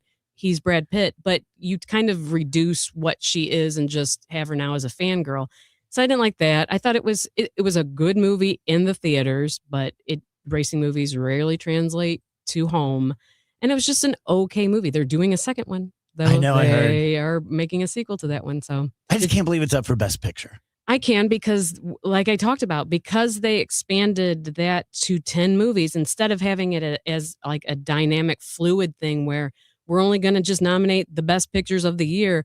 You have to fill those slots now. And it's like, well, all right, you know what? F1 did okay. Let's throw that in there. And Wicked for Good is, And they're not Oscar worthy movies, but you've expanded it, so now you have to fill it. And yeah, it is what it is. Okay. Did you see Warfare? I did. No, I need to though. You should. It's You guys good. told me It's that a lot of last fun, time. and it's short. Yeah. Yes. It's like hour 27 or something, but it's good. I'll plan that this weekend. Yeah, good action too. Much better than F1. Okay. Happy hour. Anyone want to go first? I've got something here. Okay. Okay, so the algorithm I'm on currently keeps showing me these very silly articles that'll be like, if you whistle when you walk down the sidewalk, you usually have these 11 distinct personality traits. I get stuff like this all the time. It's like tons of different categories. But today I saw one because, Andrew, didn't you say you do not wear socks to bed? No, I only wear You socks. only wear socks to bed. Is there anyone in here who cannot stand wearing socks? Wait a second. What do you mean you only wear socks to bed? I've worded that wrong. That's on me. You mean you don't wear socks except in bed? He always wears socks. I must wear socks in bed. Okay. Yeah. Yeah, it's but when not you say I only wear socks, That's the way I worded it. That's on me. That's also You're the way talking I about, like- worded it. That is the only thing that I'm wearing. Yeah, You're that's naked what other I than mean. socks. Yes. Yes. Oh man. Okay. Is that true? That is true. Yeah. That is really weird. That's how I sleep. Feet I was are not warm. expecting this. Feet are warm. No sensory weirdness there. Socks on your feet or just one sock? Actually, anyway. 4 socks. Oh, nope. I can't do the math on that. Please just stop. Moving Well, on. Yeah, anyway, the article was Anywho. people who can't stand wearing socks when they sleep usually have these 11 here we go. distinct personality traits. Okay, I don't One, like wearing they're socks, so normal. let me hear what I'm like. Yeah, me too. Go. You're highly sensory aware. Yes. Yeah. no. You value comfort over convention. Yeah. Free spirited. Eh. Highly aware. Oh, that's in there Yeah. twice. It's almost like this is slop. I'm aware I've Emotionally already said intuitive. that. They're testing you. See, they were trying to see if you were highly aware that it was in Yeah, there twice. right. They are Alive, able to have job. they are independent thinkers. Oh. They are self-attuned. I think they're gassing I us up. don't know what that means. They tend to be assertive. Well, They stick to a minimal routine. yes. Yeah. Highly intentional. Yeah. And they may be impatient. Yeah. Well, that one's got me. Let's get to the end of this. I like That's the end. That was I all like the 11. maybe. Does it have a flip side? Does it say if you like wearing socks to bed? What All it the says same about you? thing. I think that one's Yeah. It's the same things. Yeah, Yeah. all- yeah. All the opposites. Yeah, you're just the least self-aware. You're Least not in tune at self-aware, all. Not self-attuned. I'm sure that one's coming next week when they need another I'm kind of article weird. to crank out. I'm kind of weird because I will wear socks to bed sometimes, but within an hour, I'll have to get them off so fast, or I won't be able to breathe. You're like doing the foot Get shuffle. you Yeah. hot. Yeah, you get hot instantly. Yeah, hot, but also just like claustrophobic. Like I have to get these off my feet right now. Yeah, I understand. I usually go to bed with socks on because I don't want to have cold feet. But then once I warm up, I'm like, get these things away from me. So anyway, that wasn't how I was expecting that to go. I remembered We learned an interesting wrong fact that through that Andrew always conversation. had to wear socks or never wanted to wear socks. And it turns out I was completely wrong. So, Andrew, following up. Yes. Oh. Are you a tube sock guy, a wool sock guy? Just like a regular sock. Thigh highs. Thigh highs. Just like a regular sock. I don't know what the difference between ankle socks sock, is. ankle sock, like little. Yeah, no- I go to no the I seams. go to the Target and I go, White those- socks? I got the Hanes. Yeah. Okay. Do you need a mental picture to round Well, I mean, this I was out? curious. Like, are they? I want all the info I can get. They're not the ones that go like up above the calf, right? This the ones that are maybe like below No, that. gang, they're socks. I don't know. Where are they cut? Are they at your ankle? Yeah, ankle. Okay. Usually, Okay. maybe sometimes a little above the ankle. All right. All right. No. Clarifying. They're socks, crew. I don't know what to tell you. Well, there's lots of kinds of. It's like saying it's pizza. Well, there's lots of kinds of pizza. Yeah, that's fair. I'm It's wearing. like being like, I have a shirt. What more information would you like? I'm wearing the same kind of socks everybody else is wearing. I don't know. I don't think there's not like a special kind. Well, no, socks are a big part of the conversation these days. How long's it been since you wore clothes to bed? Oh, childhood? No, maybe like a decade Okay. or less ago. I was wearing like underwear to bed. Underwear and socks? Yeah, but then my wife talked Like me Homer. into trying the naked sleeping, and I liked it. Oh, so your wife pressured you into getting naked? She sleeps naked as well, so I was like, I'll do it too. Little trickster. We're learning a lot. We really are. Yeah. We're learning perhaps too So- much. I feel like against my will. So, yeah. I don't know. I mean, everyone's So asking. I don't care. between the two of you, you're wearing one pair of socks. Yes, that is correct. I also love how I tried to be like, I worded that weird. There's no You way gave him he's every going chance to get sleep out. with just his socks on. Ha ha. I don't think it's weird. It's not. It's No, just, it's it's not just weird. funny the way it There's played anything out. weird. You're a grown married couple. You can do do whatever you whatever want. you Yeah, want. exactly I right. don't think there's anything You weird, can wear but one now sock. She can wear one now sock. we're yeah. going into like, well, now, but what kind of sock? I don't know. He wants some mental picture. Well, I Like, mean, like, the rest of us are being Let's funny. put it this way. Whitens, Let's put it this way. Hanes. Like regular old, like, let's say. Or if there's a crew cut, cheaper brand than Hanes, that brand. like crew size socks or the ankle ones, like those are sensible. But if you were wearing, like crew or the- ankle type the, socks. the knee high ones, that would be a little weirder. It's the socks I've been wearing all day. Then I get into bed, I'm still wearing the socks. Yeah, All right. if you're wearing Dr. J socks, that's Yeah.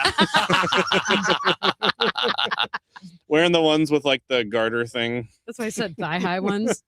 now. Real question, because I'm also a naked sleeper. Mhm. When you go to like an Airbnb or something or a hotel, Mhm. do you trust it to sleep naked? If it's clean, I when I go to the hotel, I'm one of those people who's seen too many like Reddit posts. Yeah. So when I get into a hotel, the first thing I do is I go and I drop all my luggage in the bathtub, and then I go and I search the bed, I search the sheets, make sure there's no funny business, no mold, no bed bugs, nothing like that. Wow. Yeah, Why do the stuff have to go in the bathtub? because the there's no cleanest. risk of bed bugs crawling into it if there are bed I bugs. gotcha. All right. Did not know that. So they go into the bathtub first because you can look in the bathtub and go, okay, there's nothing in here. Drop it in there. Then you go check, make sure there's no funny business. Because from what I hear, bed bugs can get really quickly into your luggage. Yeah. And once they're in there, they will make it back to your house and you're not getting rid of them. Mm. And I'm in fear of that. Gotcha. That's fair. Yeah. That's a fair fear. So I've generally cleared the bedding situation by the time it's time to sleep. Okay. Yeah. Spiders back in your car would help that out. The spiders, I don't think spiders eat bed bugs. What? Oh, what? I think there'd be a lot less bed bug infestations if spiders did. You want He's to gonna release Google the it. spiders in your I bed. could tell- Yes. I could instantly tell Kevin was going to Google that. Yes. That also creates its own problem. Like Yes, they do. By if the I way. release spiders to What's eat the bed bugs, then I have spiders. Yeah. That's not helpful. I meant them getting in the luggage on their way home. What's Like, the to worst eat thing 'em. you've ever found in a bed? Not a person. Oh, okay. Well, my parents' house is pretty lousy with brown recluse. So I found a couple of those when I remember I was That's staying not over there during COVID Oh, I for remember like that a week story. or so. Yeah. Yeah, there was like a few of them. And I don't mind a brown recluse. I know you've had the bad experience. I'm afraid of them, obviously. But given that they're like, if you can avoid them, they don't bother you if you don't bother them, hence the Unless you name. get in bed with them. Right. Unless you lay on one when it's in Yeah. your bed. That's why we gotta check when you go upstairs. Yeah. Yeah. Those beds don't get used that often. I've No. told this story before, but when I was 10, the one and only time we ever stayed with my mom's mom and dad, and they were country. Like I remember when they got indoor plumbing. And so I was already a little like, nah. And so I had to sleep on a fold out couch. No big deal. When they unfolded it, they're like two folds. Both of them were full of dead mice, just lined up. And I didn't say anything to my parents back then because I was afraid of them. And I was like, no way, mofos. I am not sleeping in this dead mouse bed. And they were afraid of embarrassing her parents. And they're like, get in the bed. So they took the mice out, but I had to sleep in that mouse bed. Mm-mm. That was pretty bad. That's That not great. stinks. Yeah. I think the worst thing I found was a wasp. Live? Well, it had gotten me. Oh, really? I was dead asleep, and I was in high school when this happened. I was dead asleep, and I just felt this shooting pain in my hand. And I guess it's the middle of the night. I got up and I went downstairs, and I could see there was but I'm like, something weird happened. Did I just move funny? Did I pinch a nerve? And I grabbed an ice thing and I put it on there, and then I fell asleep on the couch and forgot about it. When I up there in the morning, there was a dead wasp in my bed. At least it stung your hand. Thank God. Yeah, that would have been sucky if it was face or something. Yeah. Rach, anything? I can't. Nothing comes to mind. All right. I've Lucky been you. lucky. You never I found any guess. critters, huh? Not that I can recall. That's good.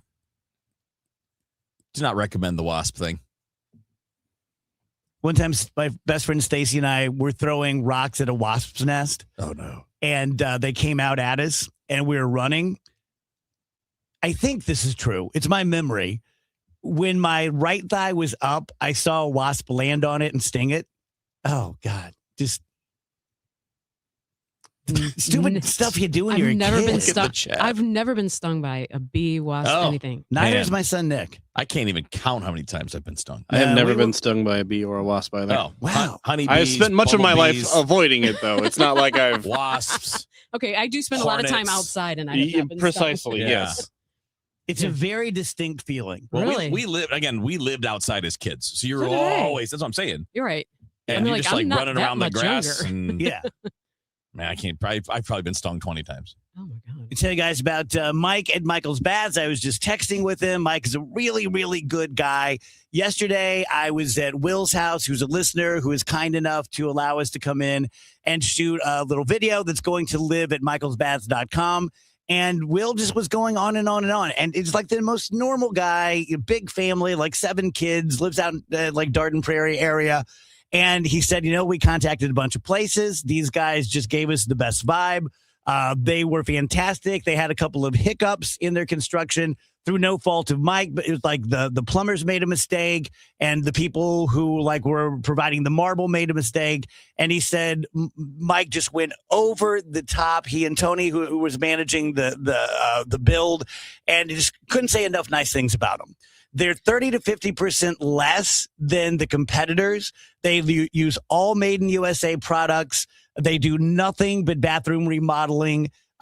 They're a family-owned local company, so every dollar you spend is going to stay local. If you're a disabled veteran, you can get this bathroom remodel for no money out of your pocket. 636-775-0800 or michaelsbaths.com. Traffic from the michaelsflooringoutlet.com traffic center. Or the earlier crash westbound on Highway 64 at Ballas, Long Gong. That's the good news. Out of the city, you've got your normal pocket volume westbound Highway 64 passing Forest Park. You hit the brakes southbound on Highway 55 now, and those had a brake light start at about Gasconade, making your way south headed towards the work zone through South City. Headed into East St. Louis, eastbound on a 5564, crossing the Poplar. We are delay-free this afternoon. Similar story, eastbound crossing the Musial Veterans Bridge. We do have a pocket of volume in the Metro East, eastbound on Highway 64 near Illinois 157 due to road work at the top of Buncombe Hill there. And at the east of there, it's a pretty good run, making your way towards Scott Air Force Base on eastbound Highway 64. Southbound 170 is sluggish this afternoon from the Parkway all the way down to 64, mainly in that left lane. I'm Frank Ladd at the michaelsflooringoutlet.com Traffic Center. St. Louis, get ready.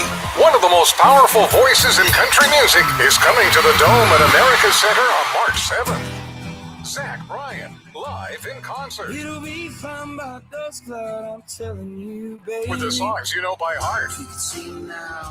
One night, one stage, an unforgettable night of raw, honest music.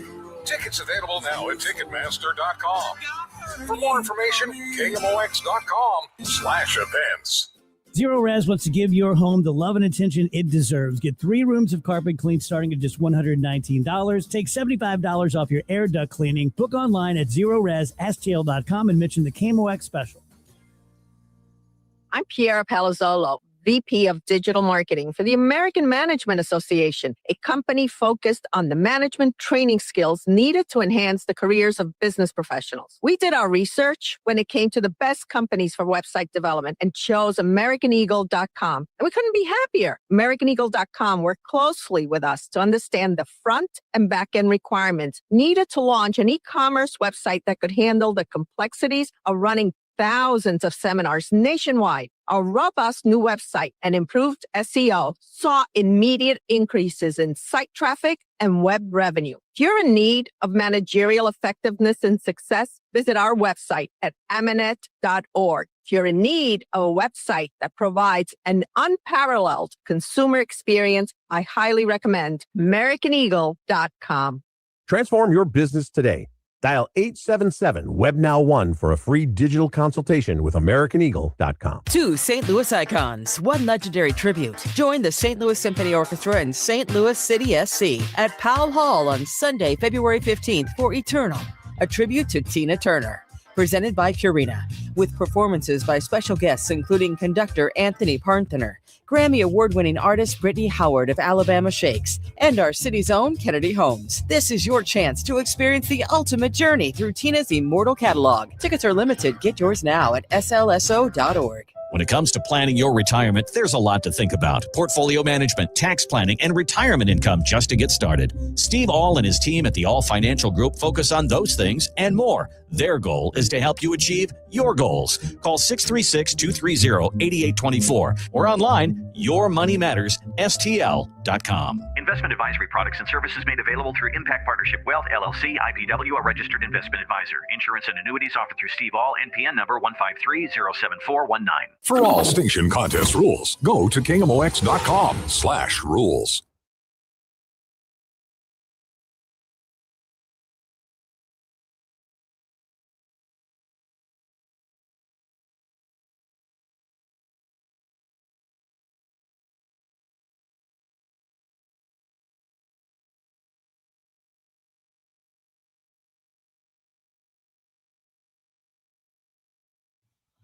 Welcome back, DGS.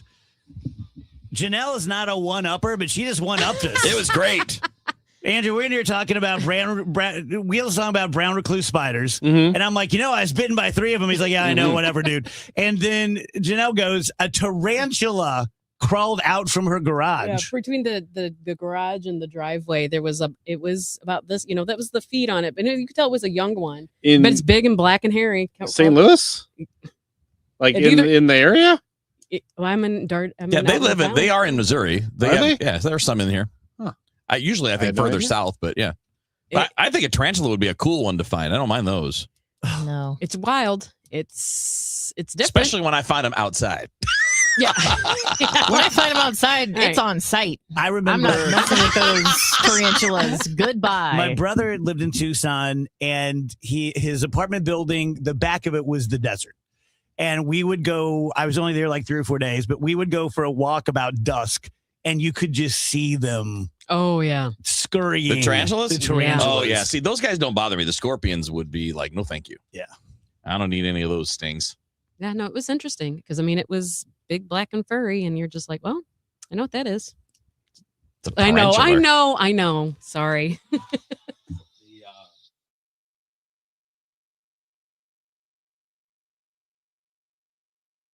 Hey, it's Debbie Monterey, and I think right now we all need something to look forward to, and a nice little getaway is going to do it for me. So I've been looking at this 5-day Arizona trip that I planned in September, and to me, it sounds absolutely perfect, and I would love for you to join me. Here's what we're going to do. We're going to stay in Flagstaff because that means cooler temperatures. It's a great home base, and from there, we're going to visit Sedona, the Grand Canyon, and Lake Powell all in one trip. I'm talking about red rocks, big views, and that deep